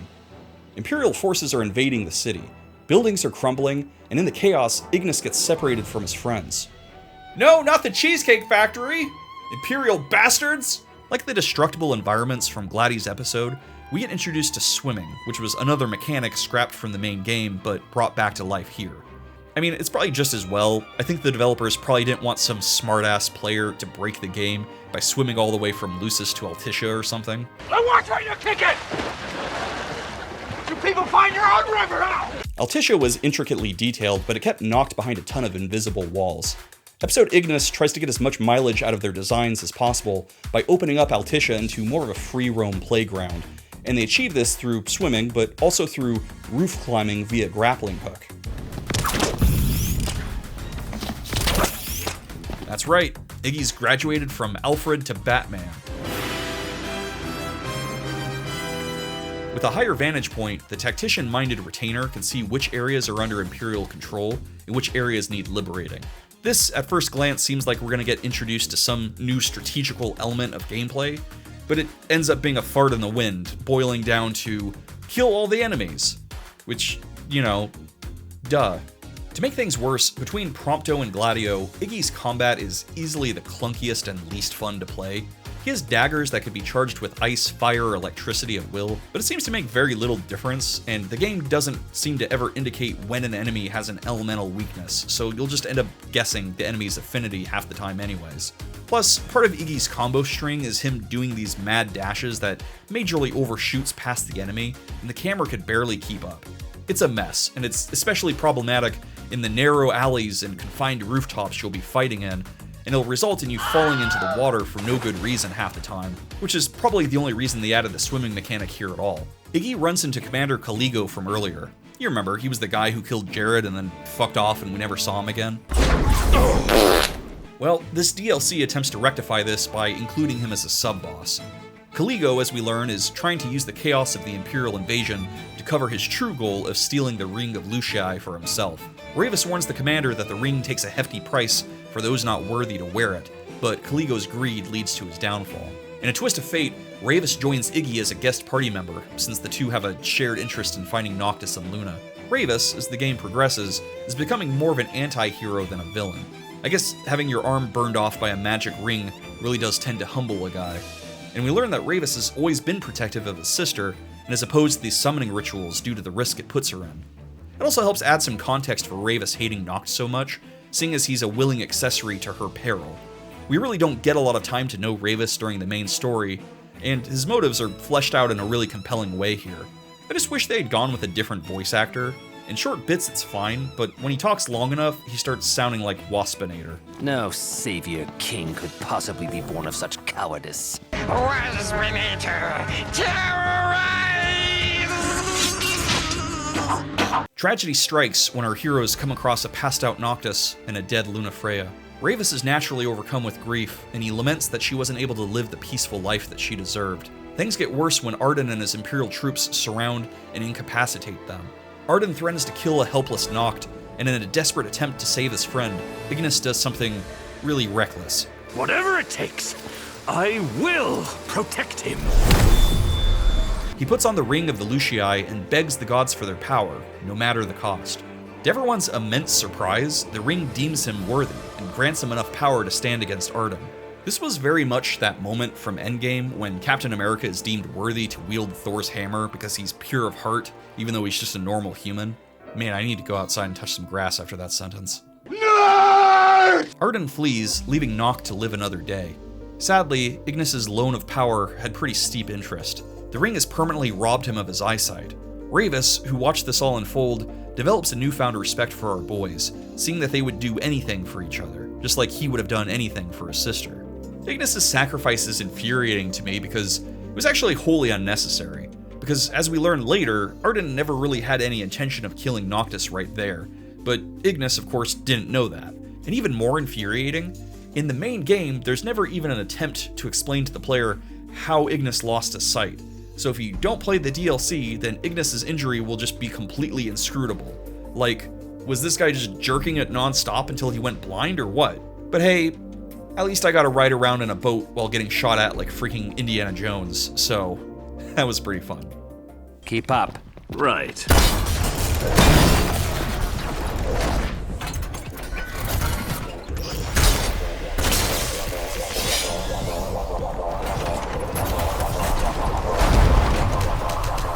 Don't get in my way, so long as you stay out of mine.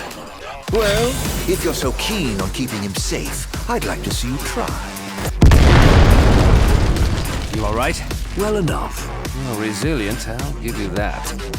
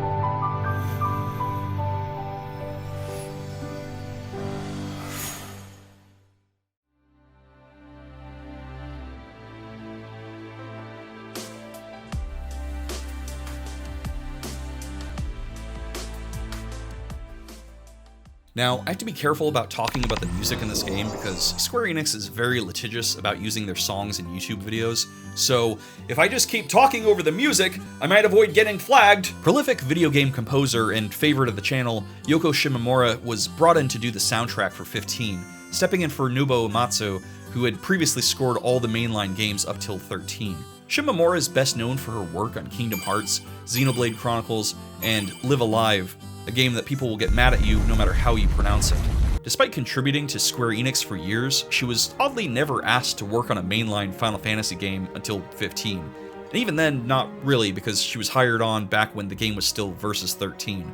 Shimomura said that she didn't feel a lot of pressure when composing because she thought it was just going to be a spin-off game that wasn't going to get as much exposure. That might have been enough reason for a lesser composer to half-ass it, but Shimomura's the GOAT. And when you consider she also had more or less like a decade of development time to work on the soundtrack, it should be no surprise that it came out absolutely epic. Somnus was the first song made for the game, and it premiered in a Versus 13 trailer.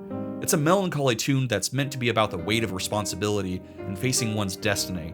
And I think it's interesting that years later, even with all the development changes, that this song would still be an appropriate theme for what 15 ended up being. Even more interesting, it's not the protagonist's theme at all. You won't even hear Noctis' theme until beating the game. Shimomura said that her intent with the soundtrack was to create an atmosphere that blends into the unique world of 15 so well that the player won't even notice the music, that they'll be so engrossed in the world of Eos, and that the music would blend seamlessly with the visuals and the story. I would say mission accomplished there. In fact, I'd say overall this has always been Shimomura's biggest strength, making songs that perfectly fit the mood and environment of the moment. When you're out on the road or in a diner in Hammerhead, you'll hear a lot of American blues and country rock. When you're visiting the coastal areas like Galdin Quay, bossa nova is a natural fit. And when things suddenly explode in scale, like you're fighting a god, you'll get epic operatic scores with people singing in Latin, and it's just so over the top and ridiculous and perfect. 15 had many unofficial main themes, one of which was Benny King's Stand By Me, which was covered by Florence Welch from Florence and the Machine. It was only the second time that a non-Japanese singer was asked to do a song for a Final Fantasy game, but director Hajime Tapada thought Florence's style would be a great fit for 15's unique world. Plus, around 2016 or so, Florence was arguably at the height of her popularity, so it made sense. Welch said that Stand By Me was a hard song to improve on, but that she'd give it her best try. The original song is a romantic love song, of course, but in 15 it's given new context. Specifically, it's now meant to represent Noctis' appreciation for Luna, his dad, and his friends supporting him during his journey. My wife and I love the original Stand By Me so much that we chose it as our first dance song for our wedding. So I was pleasantly surprised to hear it when 15 came out, which was coincidentally just a month after we got married. And while nothing could beat the original, I think Florence's cover is really special. She also wrote and performed Too Much Is Never Enough and I Will Be to round out a 15-inspired EP, which sadly never made it into the game itself. But I'd recommend going and listening to this whole EP because it's really great.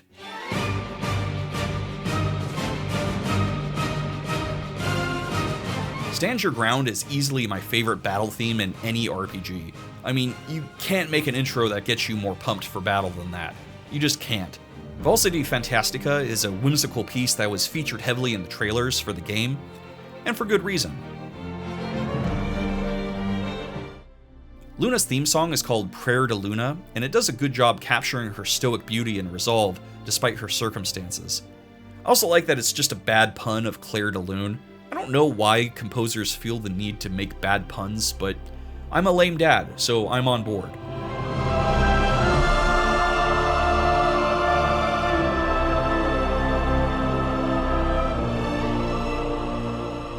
Then, of course, there's Noctis' theme song, which I think genuinely might be one of the most beautiful songs ever written.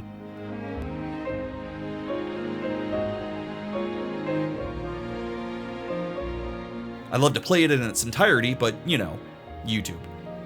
This theme perfectly captures our hero's journey from start to finish, and all the sacrifices he has to make along the way. You won't get to hear it till you beat the game, but man, what a perfect final song to close out such an excellent soundtrack.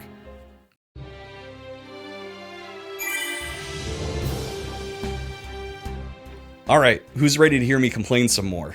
I recently did a video on Tales of Exilia, another game that had a severe and evident time crunch in its development.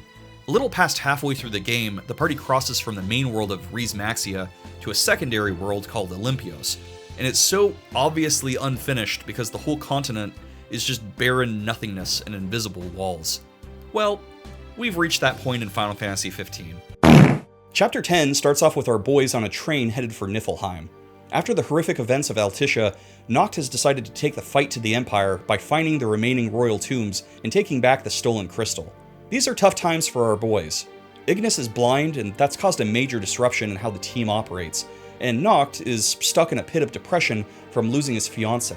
Gladio tries giving Noct some tough love, but it's going to be a long road to recovery. A long, long train ride to recovery.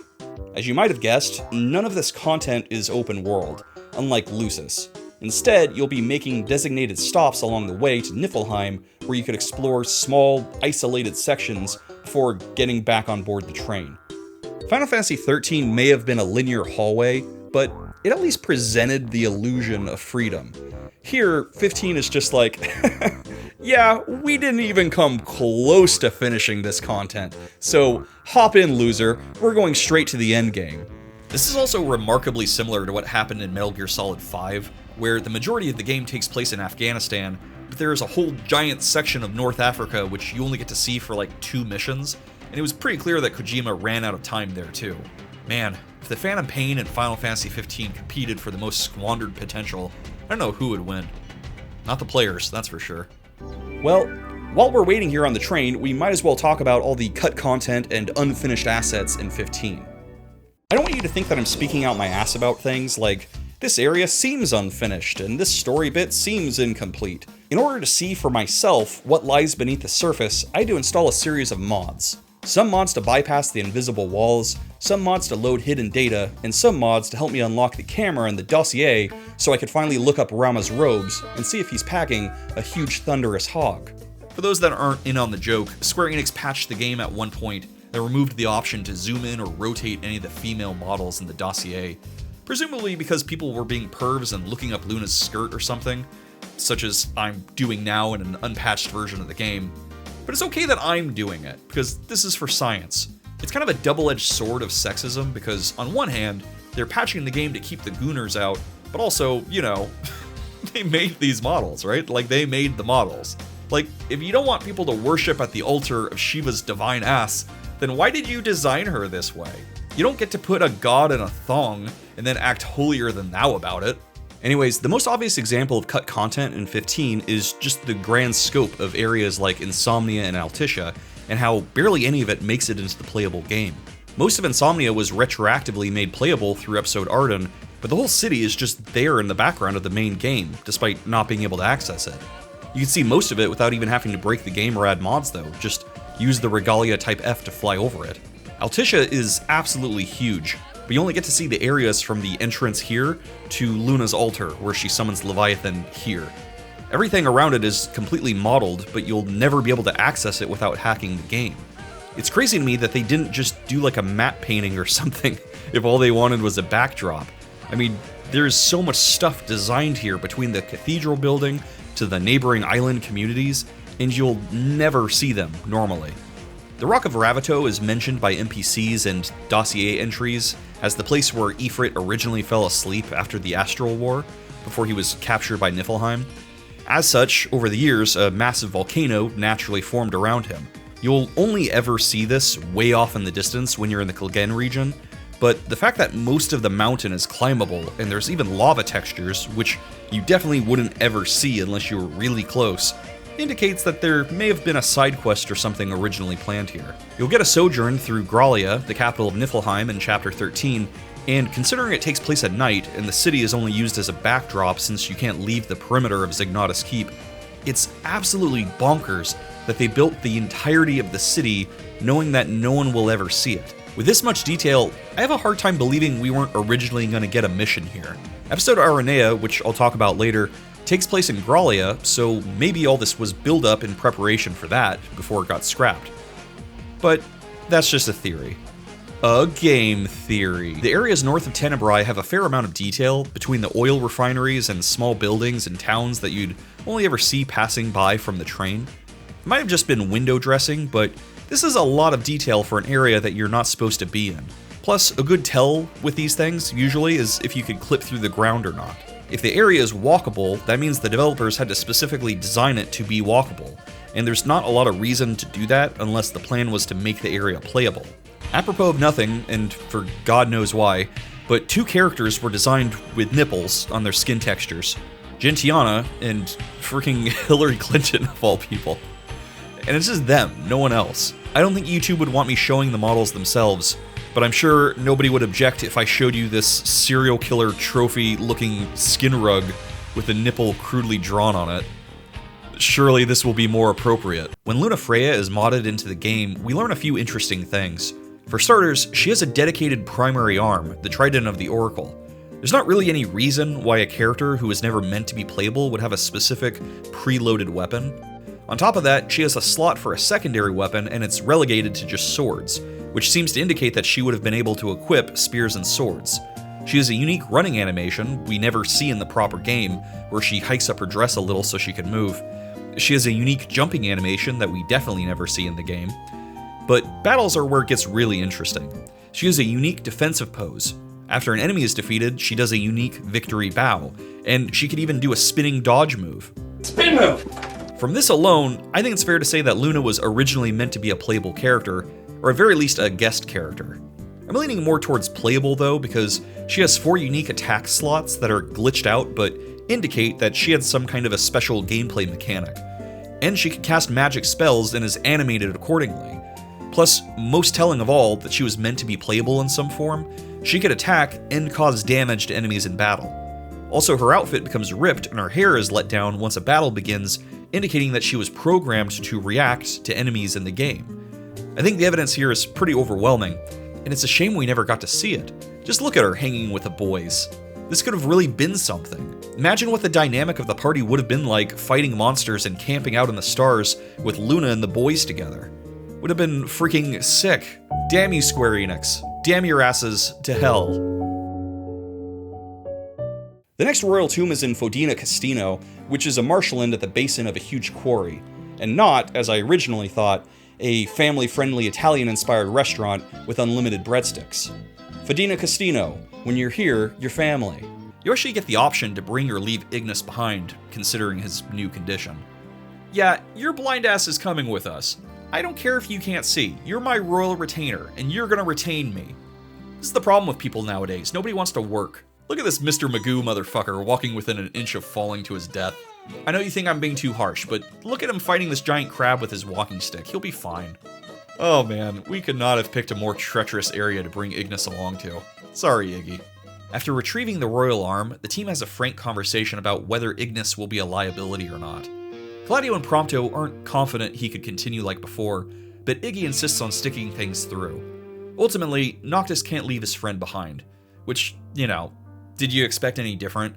Did we really think that Noctis was just going to tell his most faithful friend to stumble his blind ass all the way back to Hammerhead? This isn't really established very well at all by the game's narrative, but after Luna's death, the world has been succumbing to the darkness at a more rapid rate. The Oracle helped keep the Starscourge at bay, but now the nights are getting longer, and daemons are becoming a real problem. This is another sign of rushed development. Crucial story details like this are relegated to things like missable NPC dialogue. Ravus, for example, was scapegoated for the Altissia disaster and sentenced to be put to death by Niflheim.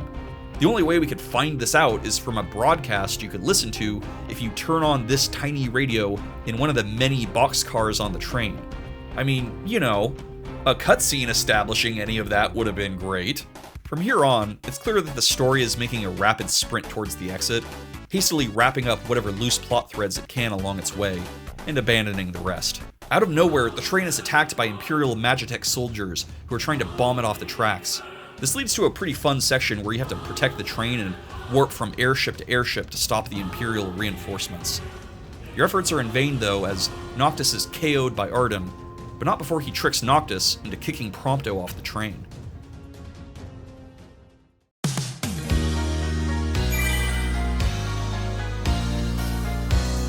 The Gladio, Prompto, and Ignis DLCs were meant to supplement the main story, and the FF15 team had originally planned on releasing 4 more episodes to fully close the book on this game.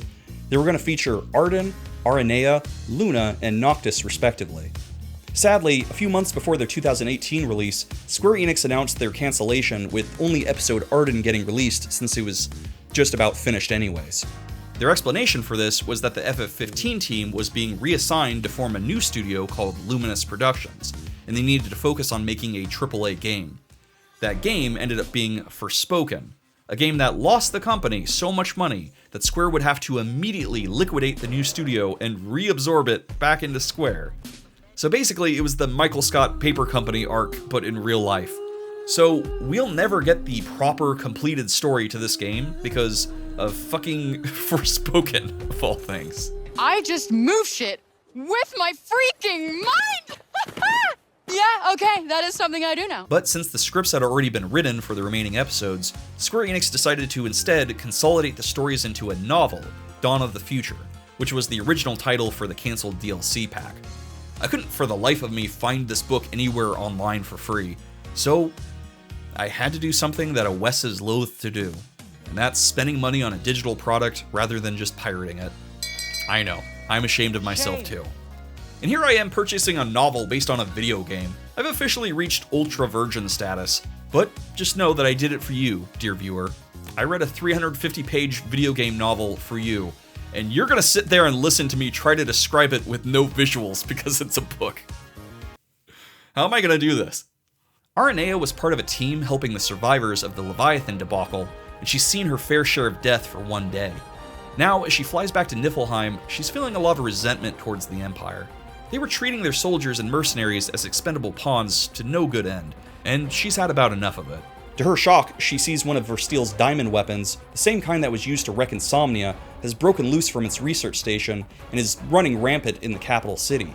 On the ground, hordes of daemons have escaped, and Magitek troops have gone haywire and are indiscriminately killing civilians. Aranea and her co-pilots Biggs and Wedge step in to protect the city.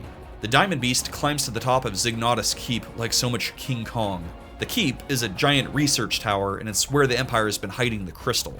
So normally it would be well guarded, but today it's totally abandoned. As Aranea climbs to the top of the tower, she puts the pieces together that someone must have led the Magitek soldiers out of the tower, and it was probably the same person who broke out the daemons and the diamond weapon. When she reaches the top, her suspicions are confirmed. The giant beast is being flown off in an airship, and standing there, seeing it off, is, you probably guessed it, Jared. That's right, Jared faked his death, that sneaky old fuck. I knew he was up to something. No, it's Ardyn. He tells Aranea that he's sending the giant weapon off to Tenebrae to destroy it next. Niflheim is in ruin, and Ardyn gloats that he himself killed the Emperor shortly before this, by infecting him with the Starscourge. It seems Ardyn no longer needs the Empire, and is rapidly making his endgame moves. Aranea tries fighting him, but she's no match, so instead, she chases after the diamond weapon to try to stop it before it can kill anyone else. Along the way, she befriends a little orphaned girl. We learn that Aranea lost her parents to daemons when she was about this girl's age, so she feels a special obligation to keep her safe. The two head to Tenebrae, where the team meet up with Biggs and Wedge to defeat the diamond weapon. It's pretty clear that this was originally going to be the final boss fight of the episode, and they thought it was going to be sick as hell, so they spent like 10 pages describing every single beat of the fight. After the diamond weapon is defeated, we learn that the little girl Aranea rescued is named Sol, and she's none other than the illegitimate granddaughter of the Emperor, raised in secret due to his suspicions about Ardyn one day betraying him. I'd say suspicions confirmed, my dude. With no home left to return to, Aranea decides to stick around in Tenebrae and do what she can to help the Niflheim refugees, and to help raise the little girl as if she were her own daughter.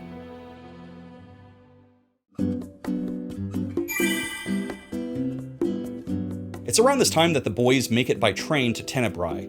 We got glimpses of Luna's home from flashbacks and scenes from Kingsglaive, so naturally I was pretty excited to explore this mysterious and beautiful... Oh. Well, let's just snap some photos and hop back on the train then, I guess. The boys next pass through the icy country of Regalia, where Ardyn appears to Noctis. Ardyn taunts him about Prompto's fate when he's abruptly silenced by the unexpected appearance of Gentiana, Luna's handmaiden, who turns out to be, surprise, the Astral Shiva. She's like, I know you were trying to rotate my model in the dossier, Noctis, you saucy boy. As an act of kindness, Shiva shares with Noctis a memory she previously had with Luna, wherein the Oracle laments that her destiny seemed to be keeping her from living a peaceful life with her fiancé, but that marriage, nevertheless, was her heart's greatest desire. This wrecks the prince, who up till now had been bottling up his emotions about his dearly departed, and is relieved to know that she loved him as much as he loved her. Shiva then offers up another act of kindness by giving Noct a snow job. You know, because she's the god of snow. Now that a pact has been made with the Glacian, our prince is ready to move on to Niflheim to find his missing friend. Ardyn had previously revealed that he captured Prompto and was holding him prisoner in Zegnautus Keep. But on the way there, the train is once again attacked by daemons, and the boys make their escape on the Regalia. The Magitek army that was let loose in episode Aranea are still roaming Niflheim, and the royal ride takes a beating as it plows through their onslaught. They make it to the keep, but the Regalia is toast. Noctis says a tearful goodbye to what is essentially his last connection with his father, and makes his way inside the massive Imperial tower.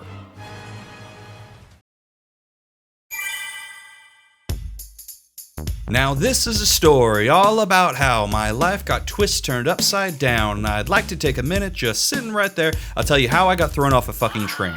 Prompto is lost in the endless Gralian tundras, feeling hopeless and betrayed by his friends. We get a flashback to a young, fat Prompto who didn't feel like anybody wanted him, and didn't feel like he was good enough to befriend the prince. Now here he was years later, with his paranoias seemingly validated.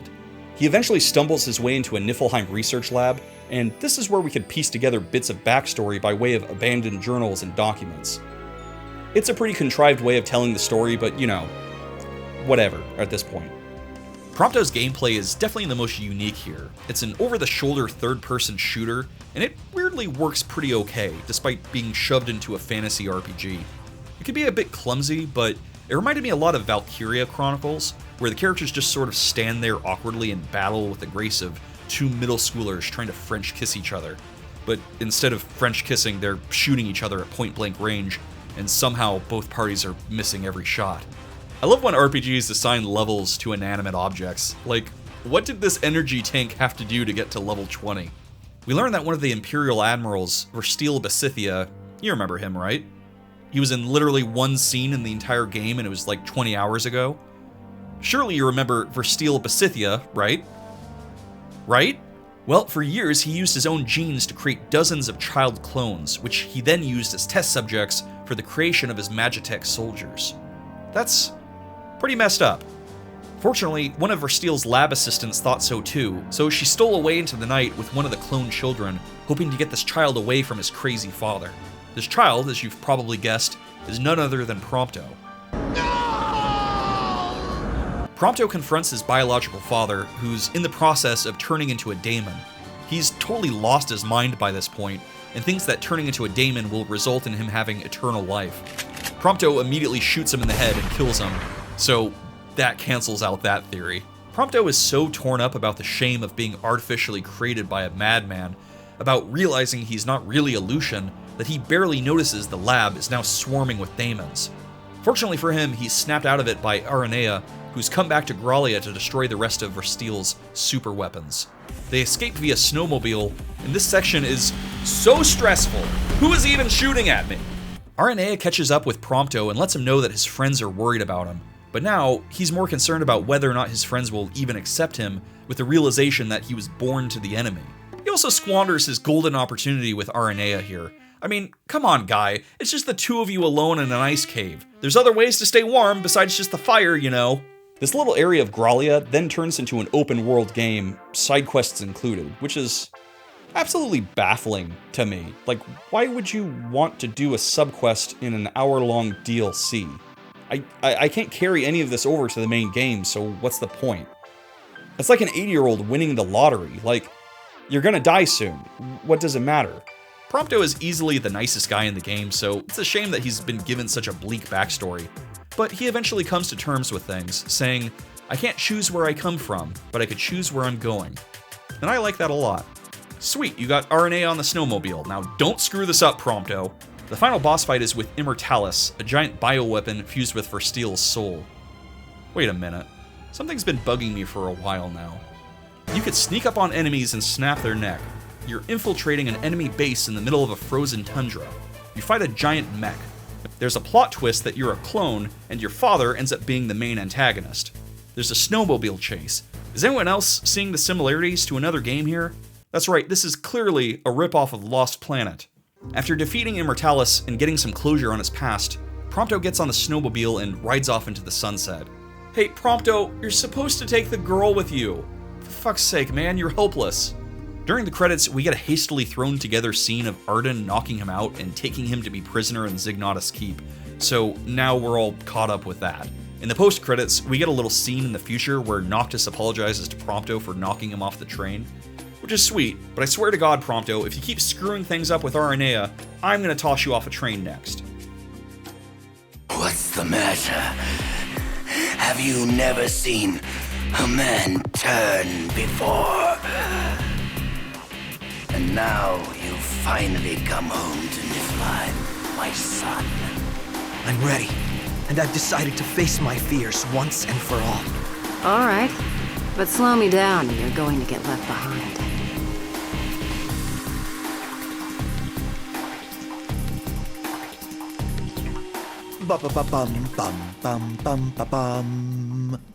First, Iggie loses his eyes, then Prompto gets kidnapped. What's next? Gladio being forced to wear a shirt? Maybe our luck will turn around after the break.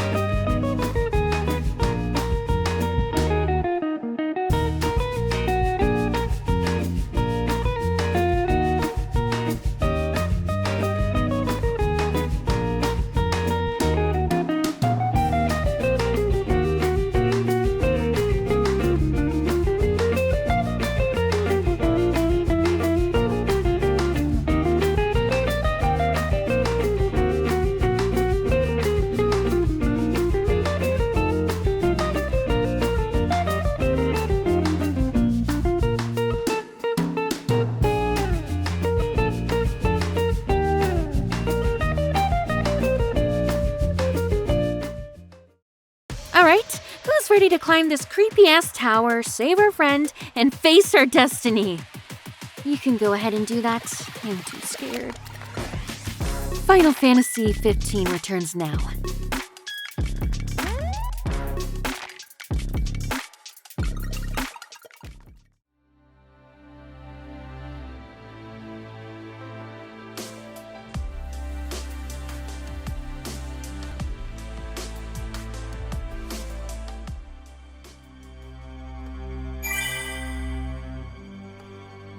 The boys enter Zegnautus Keep and immediately get separated, with Noctis on his own and Gladio and Ignis taking their own path up. This is where the game basically abruptly transforms into a Resident Evil-esque horror where you're completely disarmed, save for the power of the Ring of the Lucii, which you could use to make daemons literally implode. You'll have to turn on generators to unlock doors and elevators, all the while sneaking by the few remaining zombie-like Magitech roaming the labyrinthian halls. Move, children! Vámonos! Atrás de garage! Atrás de ahí! It's behind!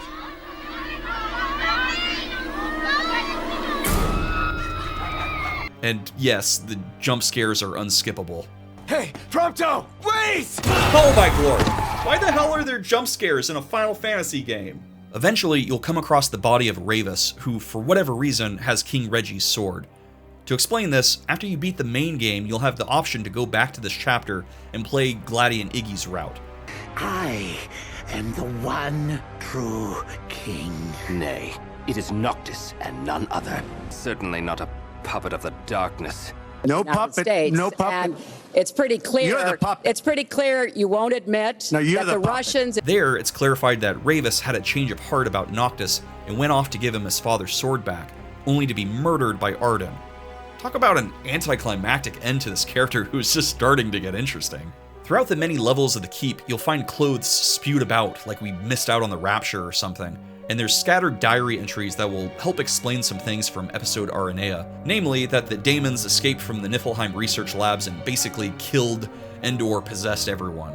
This is a real trip on a first playthrough because these diary entries are literally the only way that the fall of the Niflheim Empire is explained. I mean, you're fighting these guys the whole game, and then they just suddenly disappear, and with nary a cutscene to elaborate. I mean, I like the idea of the Empire dissolving in one night from their own hubris, but give us something more than a diary entry, guys, come on. The only real joy that comes from this is getting to fight the Emperor himself, who's turned into the Daemon Forest, and the ambiguousness of how it's presented, I think, works in its favor. Like, the Emperor doesn't even turn into a powerful daemon or anything, showing how weak he was in the grand scale of things. Noct and the boys reunite and find Prompto tied up in the innermost part of the fortress. Prompto confesses everything he learned on a solo adventure, that he wasn't really born in Lucis, or born at all, really, since he's the clone of an Imperial admiral. To his surprise, his friends readily accept this and don't shame him, to his great relief. I mean, did we expect otherwise? Did we really think they were gonna be like, ew? The reunion is cut short when they're forced to fight Ravus, who's in the process of turning into a giant daemon. It's a sad end for him, but with Ravus' death brings swarms of new enemies that overwhelm the party. Noctis senses that the crystal is nearby. Seeing as the crystal's light might be the only way to repel this onslaught, Noct rushes off to it while his friends fend off the daemons. As he reaches out to draw the power of the crystal, something unexpected happens. Or totally expected, depending on if you've been paying attention to the story even a little. This has all been a trap set by Ardyn, and Noct has easily fallen for it. You see, everything Ardyn has done in the game thus far has been for the sole purpose of getting our hero to this spot, going behind the Empire's back to help Noct make a pact with Titan, killing Luna so that Noctis would have no reason to stay in Lucis and abandon his calling, and kidnapping Prompto so he could lure Noctis to the crystal, even going as far as completely wiping out the Niflheim military so that Noct could get through Zegnautus Keep easier. Ardyn appears before Noctis to gloat about all of this, but of course, we could barely hear anything that he's saying over Noctis's weirdly loud groans. In Lucis lived a savior who could cure the afflicted. His body would come to host myriad demons, let countless lives be spared. But a jealous king... Noct, shut the hell up! I really need to hear this lore dump. Who did the sound mixing for this scene? The team from freaking Sonic Adventure 2? What are you, anyway? What? What you see is what you get. Just a guy that loves adventure. I'm Sonic the Hedgehog! I can't hear you! So, to Noctis' surprise, he's sucked into the crystal and taken to the Beyond, where he's greeted by the Astral Bahamut. The Blade Keeper gives our boy a double gut punch. The first is that, as the King of Kings, Noctis will have to sacrifice his life in order to banish the darkness of the world. The second is that, in order to attain the crystal's power, you'll have to transfer into him via the Ring of the Lucii, and that process will take a whopping 10 years. Noct is like, well, shit, can you let me make sure my stove is off first? This is awfully sudden. Let me get my phone charger at least before you trap my ass in a crystal for a decade. Noctis takes all this in with reserved astonishment, but there's a deleted scene that shows him panicking when given the news. Oi, das hier! The developers decided they wanted him to accept his lot in life with the dignity befitting a king, but I don't know. I think the scene does a better job humanizing him, not to mention showing the cruelty and indifference of the gods, a theme which will factor heavily later in the video. Ardyn has really gone to great efforts just to screw over our protagonist, and you're probably asking, you know, what the hell? We only vaguely met this guy in Galdin Quay. We never did anything to him. Why does he hate Noctis so much? Well, that's a very long story, and one that is massively glossed over in the main game. So to understand this mysterious Chancellor better, we're gonna have to travel about 2,000 years into the past.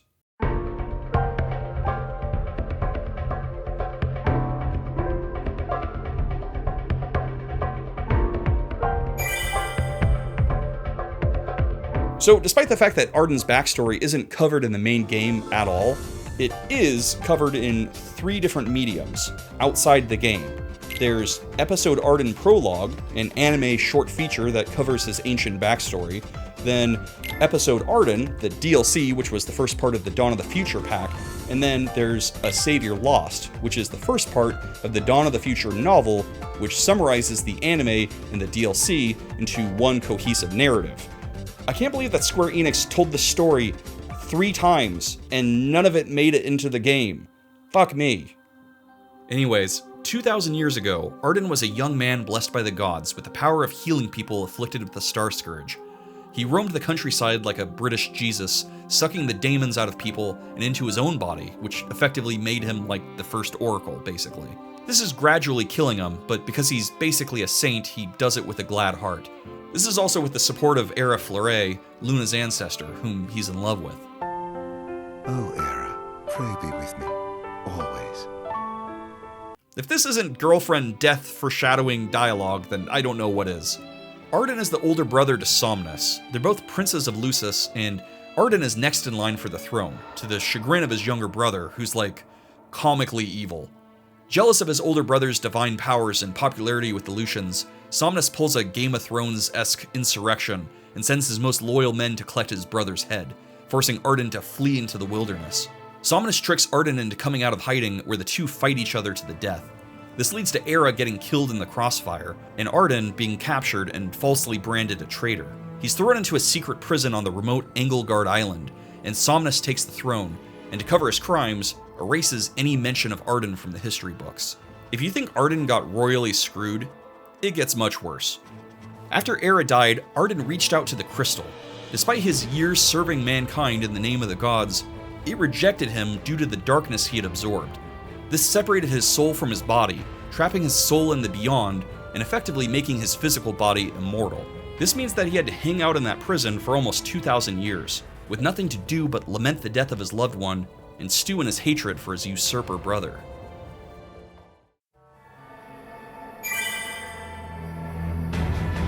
"30 years prior to the events of the main game, he's freed from his prison by a young Versteel Besithia, who is on a quest to research ancient tombs across Lucis. As a nice touch for continuity, he looks just like Prompto. Or I guess I should say, Prompto looks just like him. Despite Ardyn's name being erased from the history books, a select few know about him, like Versteel and the Kingsglaive assassins who immediately show up to prevent Ardyn from leaving his prison island. He's forced to call upon daemon powers to defend himself, and this is when he learns that his ability to suck up the Starscourge has been reversed. Now he's been cursed with the power to spread the disease. Versteel takes him back to Niflheim, where he's shown the captive Ifrit. Niflheim at some point captured the sleeping Astral and has been keeping him on ice until they could find a way to use his powers. By having contact with the crystal years earlier, Ardyn gained the power to absorb people's memories. This is loosely explained by the crystal being like a conduit for all the souls and memories of the universe, so by touching it, he gained the ability to tap into the crystal's infinite knowledge. So he absorbs Ifrit's memories and learns something that, believe it or not, ruins his day even more. He learns that the gods had originally chosen Ardyn, not Somnus, to be the king of Lucis. He already knew that he was betrayed by his brother, but now he's learned that the gods he spent his life serving had completely stabbed him in the back too. This is the turning point for Ardyn, where he decides to dedicate the rest of his existence to revenge. To destroy the entire Lucian line, which started with his brother. To destroy the gods and destroy Eos and everyone on it. No longer shall I seek your guidance. This path is mine to tread alone. Years later, he helps Niflheim invade Insomnia, using Ifrit as well, who he's managed to subjugate by infecting him with a Starscourge. Ardyn makes it all the way to the throne room of the Citadel and fights a young Regis, only to be stopped by divine intervention. The Astral Bahamut tells Ardyn that Regis will one day be the father of the chosen king, who is prophesized to end the Scourge. Furthermore, Bahamut tells Ardyn that his destiny is to become a sacrifice for Noctis, that they will someday fight to the death, and Noctis' light will eradicate Ardyn's darkness, and with the death of them both, there will finally be balance in the world. Ardyn, of course, thinks this is a bullshit future for him, but Bahamut just could not be any more of an uncaring dick about it. He basically tells him that the only peace he'll ever know is in death, and this is how you're gonna die, so take it or leave it. Ardyn now has ample reason to hate the gods in the Lucian line. He seemingly goes along with this plan, but secretly, he has other motives. He will guide Noctis along his journey to become the chosen king, seemingly fulfill his destiny, and then when Noctis is at full power, and with the blessings of the gods, Ardyn will kill him, ruining the gods' plans and making them look like a bunch of assholes. That would be his ultimate revenge.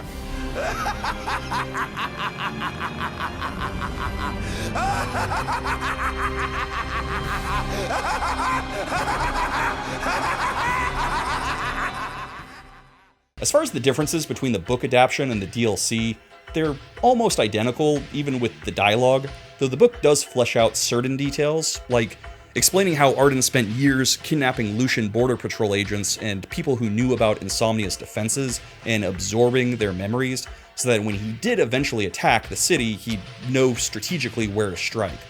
The book version also does a better job explaining how Versteel and Ardyn were able to convince the Emperor to focus on building a Magitech army, since the Emperor had recently lost his wife, and Versteel convinced the Emperor that his daemon research could lead to some sort of cure for mortality. The Emperor of Niflheim is such an underdeveloped character in the world of 15, so it's nice to see any characterization to him at all. It's fascinating how intricate and thought out Ardyn's motives and backstory is, and how the developers did such a painfully bad job explaining any of this in the main game. I mean, without these supplemental materials, Ardyn is just some guy we know nothing about who hates Noctis, and that's it. I feel like this story absolutely needed to be included in the main game, and it's just baffling to me that it wasn't.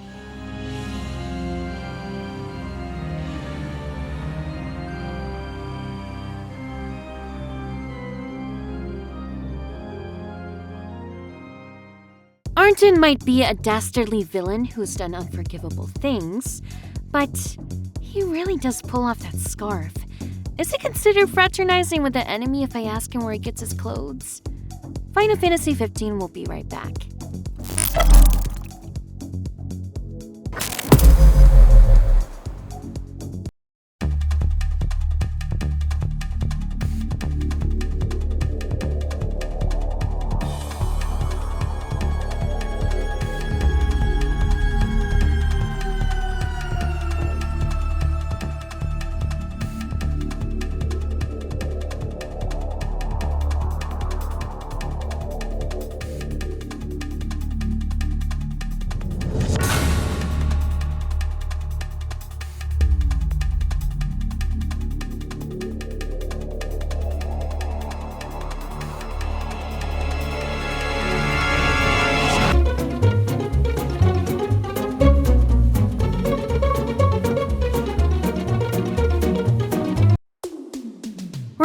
Near the end, so sit back, relax, and try not to get absorbed in an ancient crystal, because you won't want to miss what's next.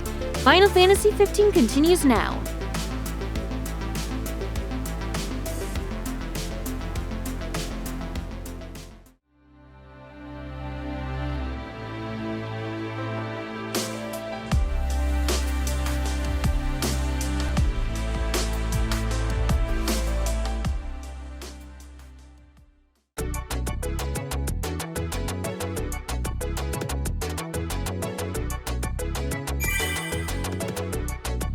Comrades was an MMO released separate from the main game, and it takes place 6 months after Noctis gets stuck in the crystal, like so much Winnie the Pooh getting stuck in Rabbit's hole. The player would take on the identity of a Kingsglaive and join with other online players to take down daemons and other such collaborative what-have-yous.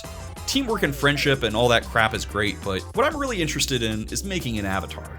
I love a good character creator in a video game, even if they're not super detailed.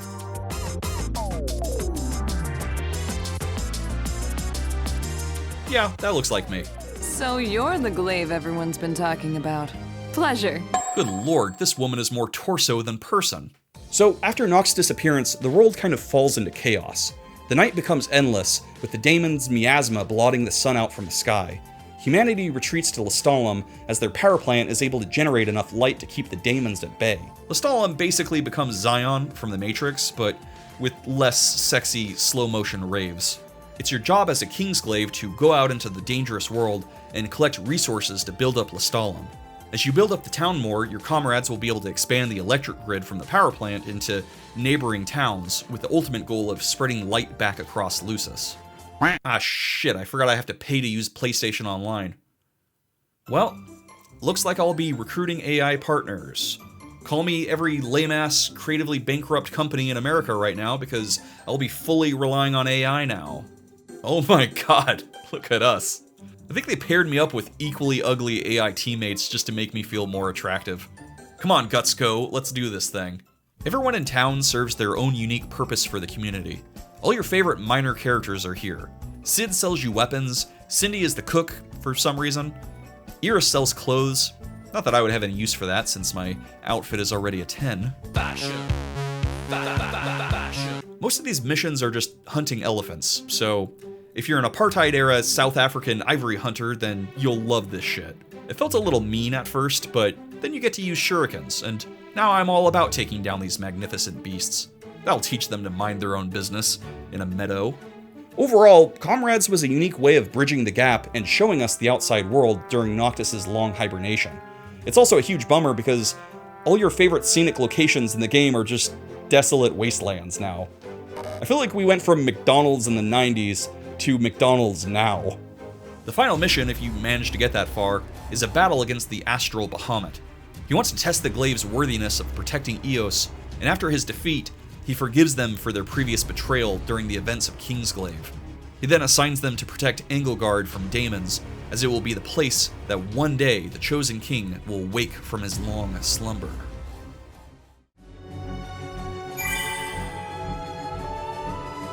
When Noctis wakes up on an Engelgard island, he's all by his lonesome, which, of course, could only indicate one thing about our heroes from Comrades. Everyone died! Noct finds a little boat docked nearby, and he's just like, alright, never driven a boat before in my life, but I guess now's a good time to try it.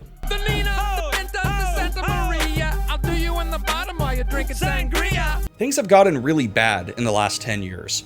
The world is in ruin, and it's just really bizarre and kinda sad seeing Galdin Quay, which used to be this fun, ritzy resort, now totally abandoned, save for the host of goblins and skeletons, and of course, the scariest little bastards in the Final Fantasy universe, tomberries. We spent most of the game avoiding the streets at night due to the overpowered daemons swarming you, but now in the world of ruin, they're everywhere. You'll be taking down more iron giants than the US military. Noct is basically running for his life when he comes across a familiar face. Talcott is all grown up now and offers to give you a ride back to Hammerhead. He catches you up on what's been happening the last decade, how pretty much everywhere but Lestallum has fallen, how the survivors, even Iris, have all become master daemon hunters, and how everyone's been patiently awaiting the return of the king.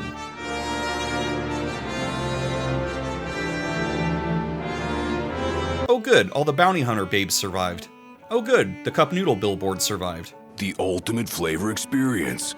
It would have been nice to explore the world of Ruin, but literally it's just the area from Galdin Quay to Hammerhead, and everything else is blocked off due to the developers not having time to finish.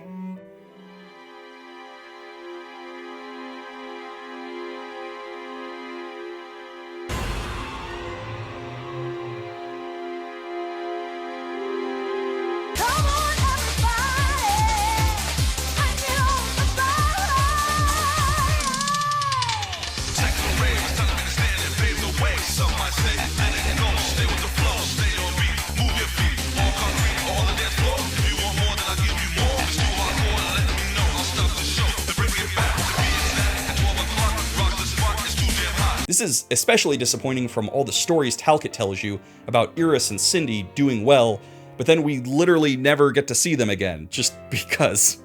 Instead, you'll reunite with the boys, who act just a little too cool for school here. Like, I get that everyone is hardened after 10 years of darkness, but I kinda hoped for a happy, tearful reunion, with hugs and high fives, and also maybe they share poems that they wrote expressing how much Noctis means to them. But no, they're just like, hey, what's up? Typical men. Your allies clearly had faith that Noctis would return someday, and so once he shows up, they're pretty much ready to rock. So the bros walk back to Insomnia, dressed in their finest My Chemical Romance outfits. The ruins of Insomnia will take you through flooded subway tunnels and burning skyscrapers, all the while throwing at you the most powerful enemies in the game, including a massive fire-breathing Cerberus. In the original build of the game, the one that I played years back, you pretty much enter the city and go straight to the final boss. It's pretty anticlimactic. But since then, further patches have massively increased the scale of Insomnia to make the final chapter feel a lot more worth it. They added extra boss fights and side quests and stuff, including an ultimate boss fight with Omega, which is like a super weapon from the ancient Solheim Empire. Yes, it's even harder than Adamantoise, if you could believe it. Core is leading the surviving Kingsglaive from a base camp in the subway tunnels. They've all been awaiting Noct's return, and in a truly kingly fashion, Noct gives them an inspiring speech, thanking them for their loyalty and patience. We've all lost friends and loved ones along the way, but the one thing we never lost was hope. Brothers and sisters, I ask you to stand by me and fight at my side for the light and for the future of our world. Ardyn has set up residence inside the Citadel and created a magical barrier around it to keep everyone out. The spirit of Luna appears and requests the Six for help. They oblige, combining their strength to shatter the barrier, which is perhaps the one useful thing these ancient dickheads have done this entire game, since they've up till now been pretty much indifferent to the plight of man. Save for Shiva, who's always been a real mensch, and Ifrit, who shows up to spoil the party. There's a backstory here about the two being tragic lovers, with Shiva's original body being destroyed by the Imperials after she went to Ifrit's rescue after he was captured by Niflheim. She basically died for him, and now, under the influence of the Starscourge, she has no choice but to take him out.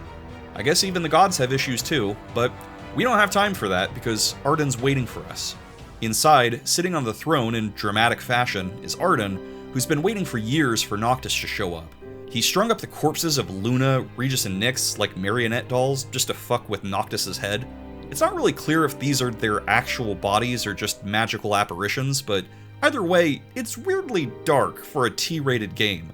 Like, holy shit, Ardyn, I know you're upset, but tone it down a little, damn.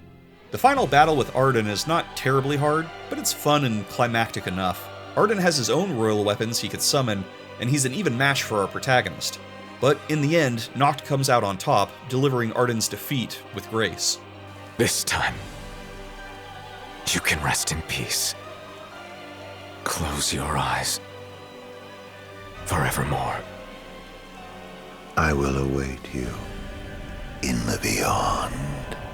Afterwards, the Citadel becomes surrounded by daemons, like a comical amount, and they all just walk up together in unison, like, yeah, let's go get 'em, boys.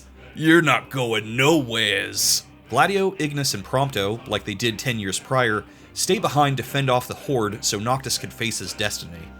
He says goodbye to his friends, and there's a definite sense of finality about it. Noctis finally ascends to his rightful place on the throne, and uses the Ring of the Lucii to summon the former kings of Lucis.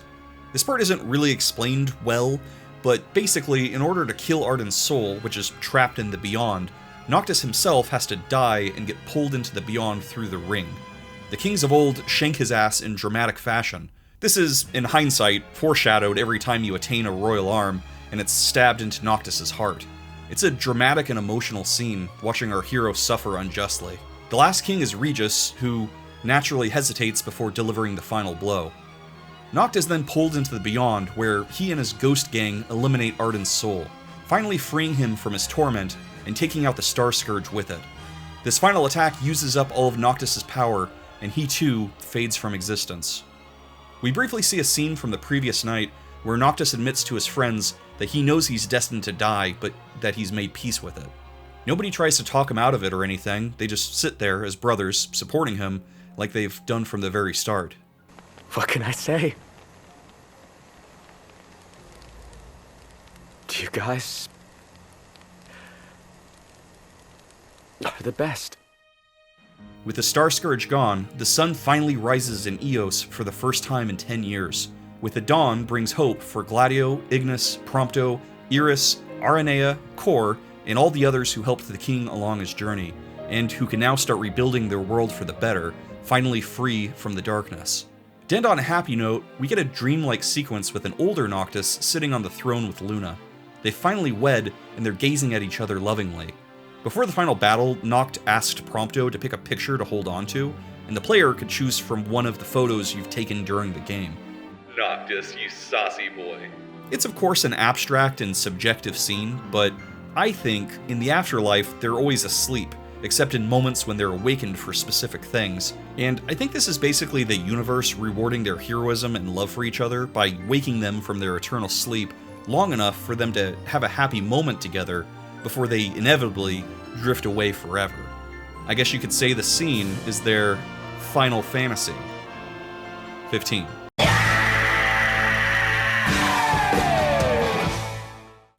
Final Fantasy XV is a story with some pretty prominent and consistent themes throughout, many of which I haven't been able to talk about until now due to not wanting to spoil the story, but here we are at the end, so let's talk about it. The first theme I want to talk about is the one that hits the closest to home for me, and that's the bond between father and son. King Regis doesn't get a lot of screen time, but his presence is nevertheless felt throughout. Not only did he build Noctis into the man he is at the start of the game, but he demonstrated to his son what true sacrifice is, which was a vital lesson Noctis would need to learn in order to make his own fateful sacrifice later on. A promotional trailer for the game was released before a whole lot of the story details had come out, and it shows Regis holding a young Noct as an emotional song plays. This confused a lot of people at the time because, what the hell, Square Enix, why would this be what you show of the game with no context? But now, retroactively, the scene, I think, is brilliant. Regis has just learned from the kings of old that his son is destined to be the chosen king, which means that someday he is destined to die, to sacrifice himself for the sins of humanity. Regis, as any father would be, is heartbroken at the news that his son will live a short and difficult life. With that context, I want you to watch this scene.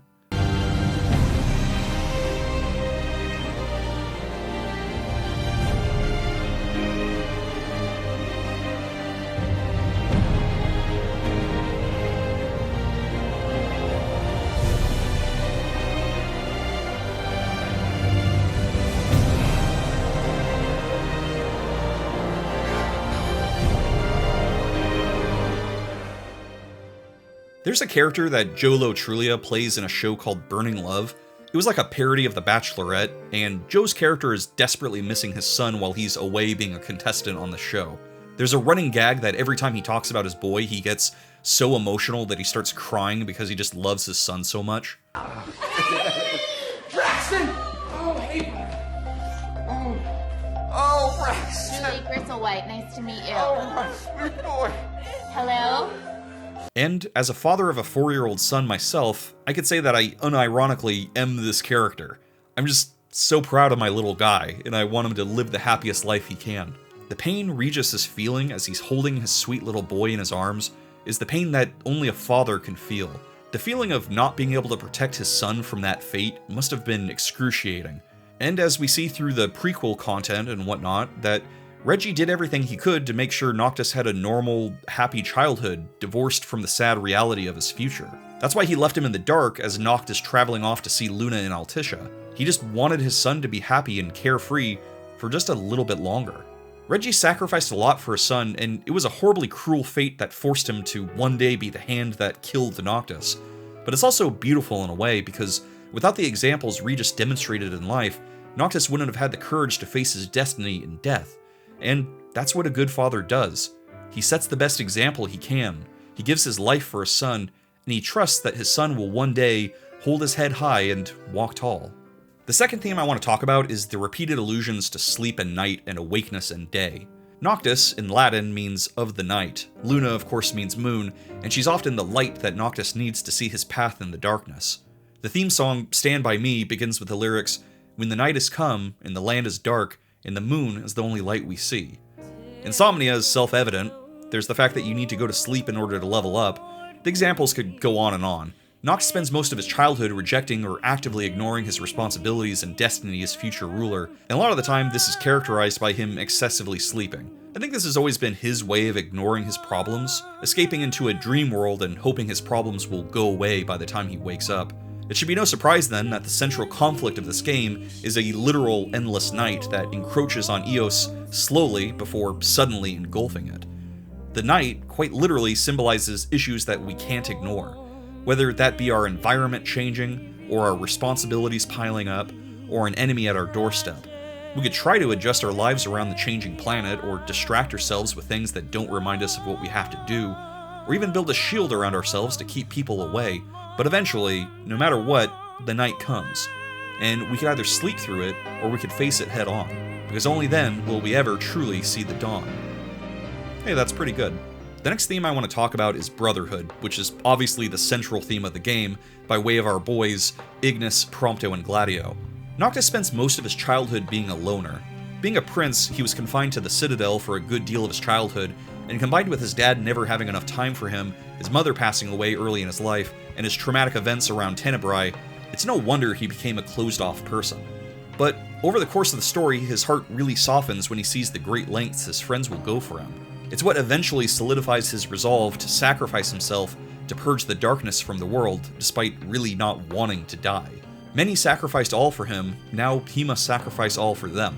And in the end, Noctis' biggest reservation about death is that he won't get to spend more time with the 3 people closest to him. He may have grown up an only child, but now, at the end of his journey, he finally has brothers to call his own. The last theme I want to talk about is fate.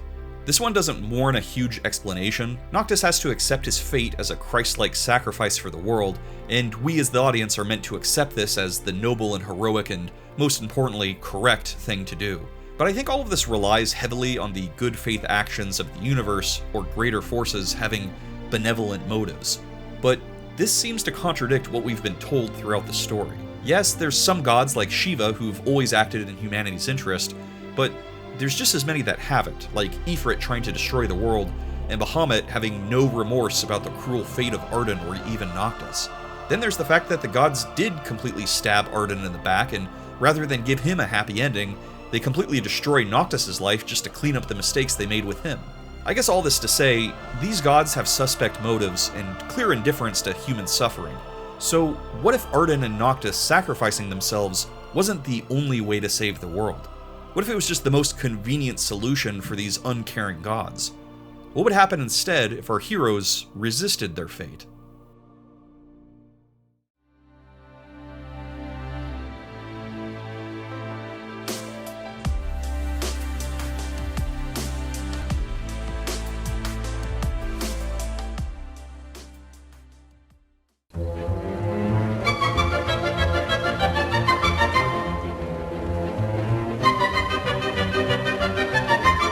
would surprise your ass to learn that there is not one, but two alternate endings for this game. The second one is way more complicated, so we're gonna quickly talk about this one first. At the end of episode Ignis, when Ardyn is threatening to kill an incapacitated Noctis, Iggie is given two choices. The canon path is to fight back, put on the Ring of the Lucii, and deal with all that entails. The second option is where it gets really interesting. Ignis accepts Ardyn's offer to follow him back to Niflheim. In this reality, rather than having Noct and the boys take a slow-ass train ride to Zegnautus Keep, Ardyn just knocks them out and drags them all the way there, which is kinda hilarious because it basically serves the same end and shows how pointless the train stuff was. Ignis, close by the crystal, gets visions of Noctis' future from the endgame, that Noct will sacrifice his life in order to bring peace to the world and all that. Ardyn also reveals himself to be the founder king and the rightful heir to the throne. Basically all the stuff we learned in episode Ardyn is reiterated here. With Noctis' fate in his hands, Ignis puts on the Ring of the Lucii, and this time we get a proper fight with Ardyn. A proper, excruciatingly harder fight where we have to use Ignis' god-awful controls, what with the super dashing. Oy vey. If you manage to defeat Ardyn, he will wither away, presumably defeated, at least temporarily. The other boys wake up and discover Ignis at death's door. Noctis begs the crystal to save his friend, and shockingly, the crystal, despite normally being an asshole, does indeed heal Ignis, and without any sort of cruel monkey paw twist. We get a couple short visions of the future during the credits, showing Noctis entering the Citadel, but this time he's joined by his friends, presumably because daemons haven't totally overrun Insomnia since Ardyn's either gone or weakened.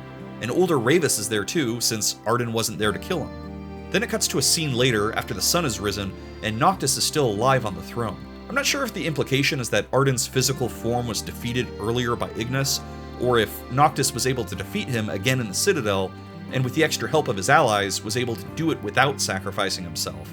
It's not super clear. And what's really not clear is how or if they were able to truly defeat Ardyn, since his soul is still in the Beyond. But either way, it seems like a happy ending, with Ignis dutifully serving Noctis as king, and everyone's happy. The ending raises a lot of questions, but it's also pretty clear this is just a fun what-if ending, and not meant to be canon. Plus, Iggie gets to keep his eyes. Huzzah! Go forth to the kingdom, where the usurper awaits. Reclaim the throne, and fulfill the calling of the true king. In the same way that episode Ignis creates an alternate timeline based on your decisions, the end of episode Ardyn does the same. The path where Ardyn accepts his fate leads to the events of the main game and its proper ending. However, if Ardyn chooses to resist his fate, it creates what we'll call the Dawn of the Future timeline, which leads us to the cancelled episode Luna DLC, also known as Choosing Freedom. In a shocking twist, Luna Freya wakes up after being stabbed. Her last memory was her drowning in the waters of Altissia, with Noctis reaching out but unable to save her. She finds herself in an underground tomb, lost and confused. She stumbles her way out, only to be greeted by a night sky thick with miasma. Since the Oracle's death, the daemons have come out in full force and totally blotted out the sun. Luna is confused, frightened, and unarmed, which makes her in a particularly bad position to take on a giant daemon, so, of course, this is when a big, scary Grim Reaper decides to show up to ruin her day. She hitches a ride with a passing motorcyclist, but their escape ends up being thwarted by the daemon, forcing them to fight. Backed against the wall, Luna discovers that she now has the power to absorb the Scourge from the daemon, not unlike the powers Ardyn once had. This should raise some red flags, but for now, the threat is neutralized at least. The motorcyclist's name is Sol, and she's, as we already know, the girl that Aranea rescued in her episode, but now all grown up. She catches Luna up on what's happening, that it's been 10 years since the Oracle died and Prince Noctis went missing, that the daemons have pretty much taken over and Eos has gone through an endless night as the Starscourge ravishes everything. This puts Luna in a pretty grim place, as it's starting to look like her whole life's work has been pointless. That night, in a dream, Luna receives a vision from the astral Bahamut. He shows her the endgame of Noctis from the main storyline, what with his sacrificing his life and all, and getting sucked into the Beyond through the Ring of the Lucii. Luna feels awful to see this, especially since the same ring she worked so hard to get him would end up being an instrument of his death. Bahamut then shows her a vision of Ardyn growing in power, so much so that he may overpower the ring and ruin the prophecy. The Blade Keeper tells her that he brought Luna back to life so that she could weaken Ardyn before his fight with Noctis. Luna wakes from her dream and considers another possibility. What if she was able to weaken Ardyn enough that Noctis could defeat him without needing to use the ring? If there was a way that she might save him, she had to try. This leads to Luna and Sol embarking on a cross-country road trip, making camp, scavenging for food, and fighting daemons along the way.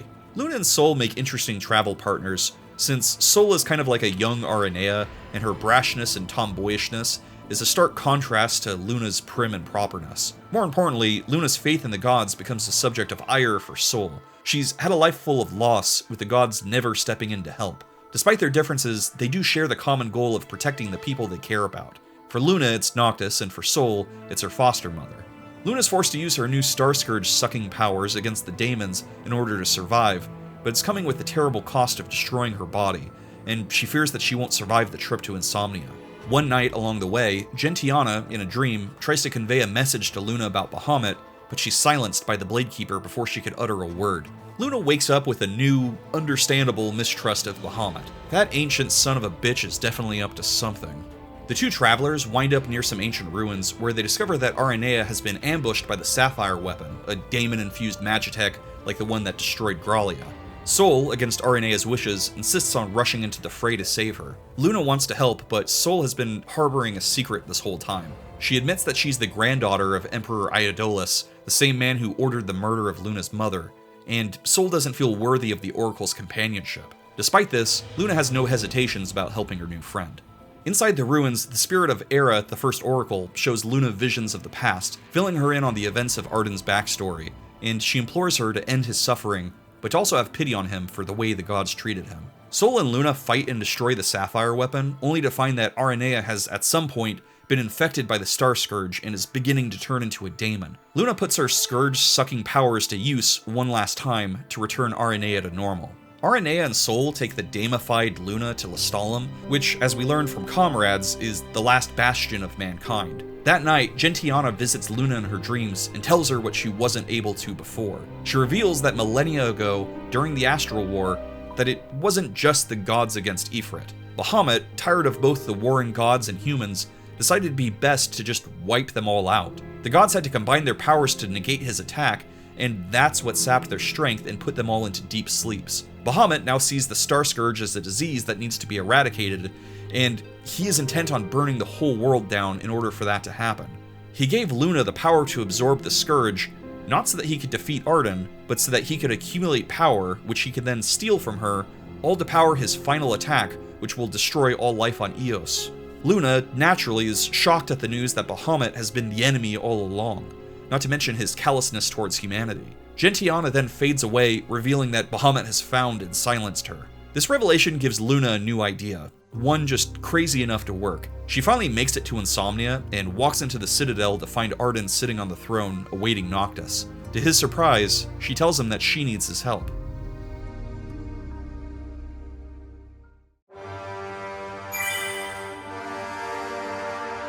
Episode Noctis recenters the focus on our rapidly aging Kingy boy, who's still inside the crystal. Here, Noctis is shown the entire history of humanity, including all the details of Ardyn's life, all within the blink of an eye. He sees how the gods, especially Bahamut, really screwed Ardyn over, and Noctis develops sympathy for his enemy, despite everything that's happened. It gives Noct pause about the sacrifice Bahamut asked of him earlier. When Noct wakes up in Engelgard, he's greeted by Umbra, who shows him Luna and Noct's shared notebook. Since Luna woke up in the tomb, she's been writing notes to Noctis, hoping that somehow they would find their way to him. Noctis is absolutely stunned that his fiancée is still alive, and suddenly, all the heroic and noble ideas about self-sacrifice are thrown out the window. He instead resolves to create a world where no one would need to be sacrificed. He realizes that after seeing how the gods treated the last chosen one, they really can't be trusted anyways. Noct and Umbra take the boat to Galdin Quay, but this time we're greeted by Sol instead of Talcott. Rather than stop in Hammerhead like we do in the main game, Noctis instead says he wants to go straight to Insomnia, not wanting to keep Luna waiting. Meanwhile, at the Citadel, Luna tries to explain to Ardyn that Bahamut is playing both of them to destroy the world, but her pleas fall on deaf ears. For starters, Ardyn doesn't trust her, and also, he's been on a suicidal path and doesn't care about the world anymore anyways. She's able to get through to him by mentioning Era, which in turn provokes an angry response. He summons Ifrit to kill her, and in the battle, Luna manages to suck away Ifrit's Starscourge. With a clear mind, the Fire Astral realizes that he's been a pawn to Ardyn, and he readily accepts a pact with Noctis at Luna's request. This is when Bahamut finally steps in. He casts down a sword dramatically and says, "The Chosen's purpose is no more. To cleanse the star, all life must be swept away." He then activates the Scourge within Luna, essentially turning her into a vessel for his power. Noctis arrives in time to witness Luna out of her mind, floating in the air and surrounded by dark miasma. The Citadel begins to lift off the ground and rise into the sky. Bahamut is trying to bring everything closer to the heavens so that he can absorb the power, rather than just going down there himself, because he's lazy, I guess, IDK. Noct tries getting up to the Citadel, but he's slowed down by Bahamut's minions. But wouldn't you know it, Gladio, Ignis, and Prompto arrive just in time to lend a hand. They keep Bahamut's goons at bay, while Aranea and Sol give Noctis a ride on an airship up to the Citadel, which is now miles off the ground. Ardyn has another one-on-one duel with Noctis, and is bested just like he was in the main game. But this time, Noctis doesn't deliver a killing strike. Noct tells Ardyn that what he's done is unforgivable, but at the same time, Noct has no wish for anyone else to die. Bahamut, like Ardyn, has a body in the physical world and a soul in the beyond, and both need to be defeated before either can be killed. Noct then does something crazy. He offers the Ring of the Lucii to Ardyn so that he could go into the beyond and kill Bahamut's soul. To Ardyn's surprise, the old Lucian kings find him worthy and do their shanking ritual they did to Noctis in the main story, and this sends Ardyn to the beyond, where he's able to kill Bahamut's soul with the help of the Lucian kings. So basically how Noctis defeated Ardyn in the main game, here instead, Ardyn does the same thing to defeat Bahamut. This is a one-way ticket for Ardyn, since it was through Bahamut's magic that he was kept immortal, so killing him means dying himself as well. Though for Ardyn, who's wanted both revenge against the gods and to simply die for so long, this was a win-win situation, and in his last moments, the spirits of Somnus and Era appear. He makes peace with his brother, and Era gives him one last moment of happiness before his soul fades away. Meanwhile, at the top of the Citadel, a now soulless Bahamut casts his ultimate attack, Terra Flare, after siphoning the powers of the Starscourge out of Luna. The 5 Astrals Noctis has made pacts with all suddenly appear and use their combined strength to repel the Terra Flare. Bahamut, to everyone's surprise and dismay, isn't spent yet, and prepares to go at it again, and even harder the second time. Insert sex joke here for later. Noctis then fights Bahamut head-on using the help of the Astrals, and this bit very much reads as a final boss fight. Shiva creates ice platforms for Noctis to climb up so that he could stab Bahamut in the face, while Ifrit uses his flames, Leviathan his water, and Ramuh his lightning to attack simultaneously. It just sounds like this fight would have been so epic to play. What a waste. This leads to Bahamut's ultimate defeat, and he's just like, "Fools! You're all fools! Good luck living in a world without me!" Everyone's just like, "That's okay, I think we'll be fine." With Bahamut's death, the crystal sucks up all the world's Starscourge into itself. The light of the crystal neutralizes the darkness of the Scourge, causing it to shatter, taking both the light and darkness with it. One might wonder why the crystal couldn't have just done that from the very beginning, but whatever. Sadly, Luna was kept alive by Bahamut's magic, and without it, she can't live on. But don't worry, we haven't gone through all of this just for another sad ending. As a parting gift for Noctis, Gentiana brings Luna back to life. It's kind of fucked up to realize that any of the gods can just bring anyone back from the dead but actively choose not to, but maybe they just don't want to interfere with the natural order of things, I don't know. But in this one instance, Gentiana decided to break the rules and allow Noct and Luna to have the happy ending that they deserve. Finally alive and reunited, our beautiful couple embrace. Then, for the first time in a decade, the sun rises over the horizon. In the following years, the world changes. Insomnia remains destroyed and abandoned, but Lestallum grows to become the new capital of Lucis. The ice around Niflheim melts, which leads to fertile new lands for people to migrate to. And Tenebrae, Altissia, and all the other cities ravaged by the events of the game gradually rebuild. Noctis and Lunafreya have their wedding in the same venue they were meant to in Altissia years earlier. All their friends from across the world attend, including the spirits of both Regis and Ravus, who watch proudly in the distance. On their wedding night, Ghost Regis pokes his head through the wall and is just like, "Good job, son. I'm so proud of you. Really give it to her. Get in that ass." Now, the real question I'm sure you're asking is, which ending do you prefer? There's 2 major themes that seem to be at odds with each other no matter which ending we choose. Dawn of the Future was essentially created to give Noctis a happier ending compared to the game's canon ending. And I'm sure a lot of people prefer the game's ending because it validates the themes of sacrifice and accepting your fate. But the problem is that it also kind of contradicts the Brotherhood theme. Noctis spends his whole journey learning to open up and rely on his friends, only to go into the final battle alone and die alone, with his brothers unable to help him. I mean, I guess you could argue that his friends got him that far, but it's still an ending that kind of takes a dump on the theme of camaraderie. And why shouldn't Noctis and his friends have a happy ending? What good is accepting your fate when the forces dealing your cards couldn't care less if you have a bad hand? Is submitting to them really a good message? I've got mixed feelings about which ending is objectively better, like from a thematic and storytelling perspective, but I can tell you that I personally prefer the Dawn of the Future ending by a landslide. I think it's enough that Noctis and his friends were willing to sacrifice it all for the theme of sacrifice to still have weight. I don't think Noctis has to die and have an unnecessarily sad ending for this theme to matter, you know? I think these characters deserve some happiness in the end. I think Noctis deserved to see the dawn and to get married and to be king. That's the ending I wanted, and that's the ending I'm happy with.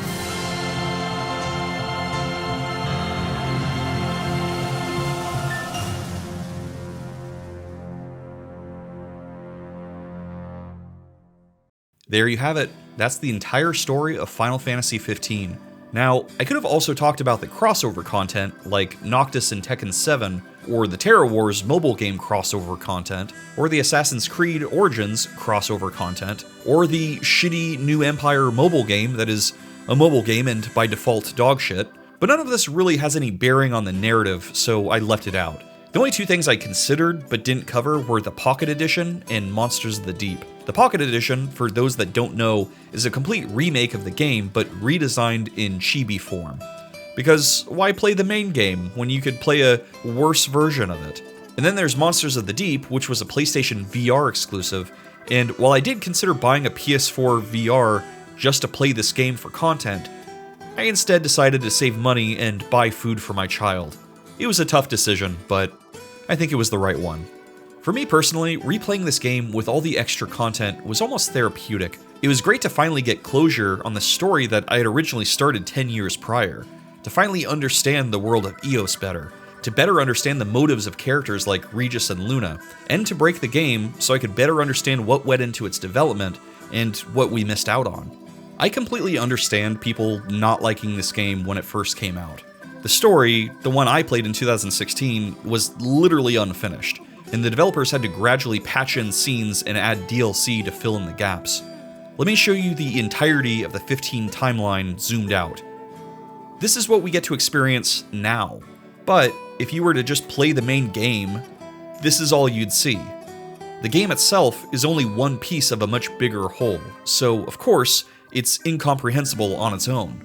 I've often said that you shouldn't have to do homework for a story to make sense, and that is easily 15's biggest fault. Kingsglaive should have been incorporated as playable bits and cutscenes, the DLC should have been included as alternate chapters at least, and the Dawn of the Future pack definitely shouldn't have been scrapped, especially when it contained the only real explanation for the freaking main antagonist's motives. But all that being said, as a whole, I really came to love the Final Fantasy XV universe. I lamented Noctis and Luna's tragic relationship, I enjoyed the camaraderie of road tripping with the boys, and I hated and then pitied Ardyn for his role in it all. To think how much better this game could have been with a little more time in the oven, and presented in a less obtuse way.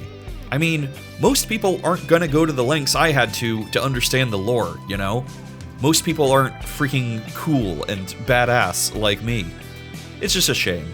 But even still, despite all of its missteps along the way, the game still has some loyal fans that could see 15 for what it really is. A game with great music, visuals, characters, environments, and a whole lot less impressive qualities too.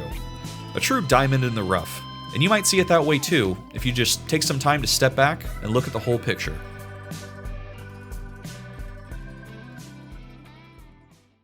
Thank you all for watching, you're all the best. A special shout out to the patrons who help support the channel. Key Lime Pie, Disco St. John, Pringle the One, Yusuf Neves, Endings Analyzed, Yosef, That Guy Mentioned 6 Minutes In, Zen, Kier's Curse, Zabraxi, Bosek, and Jilly Mays. You can help support West Does Games too by becoming a patron yourself at patreon.com/WestDoesGames. Thank you all for watching, and have your ass a nice ass day.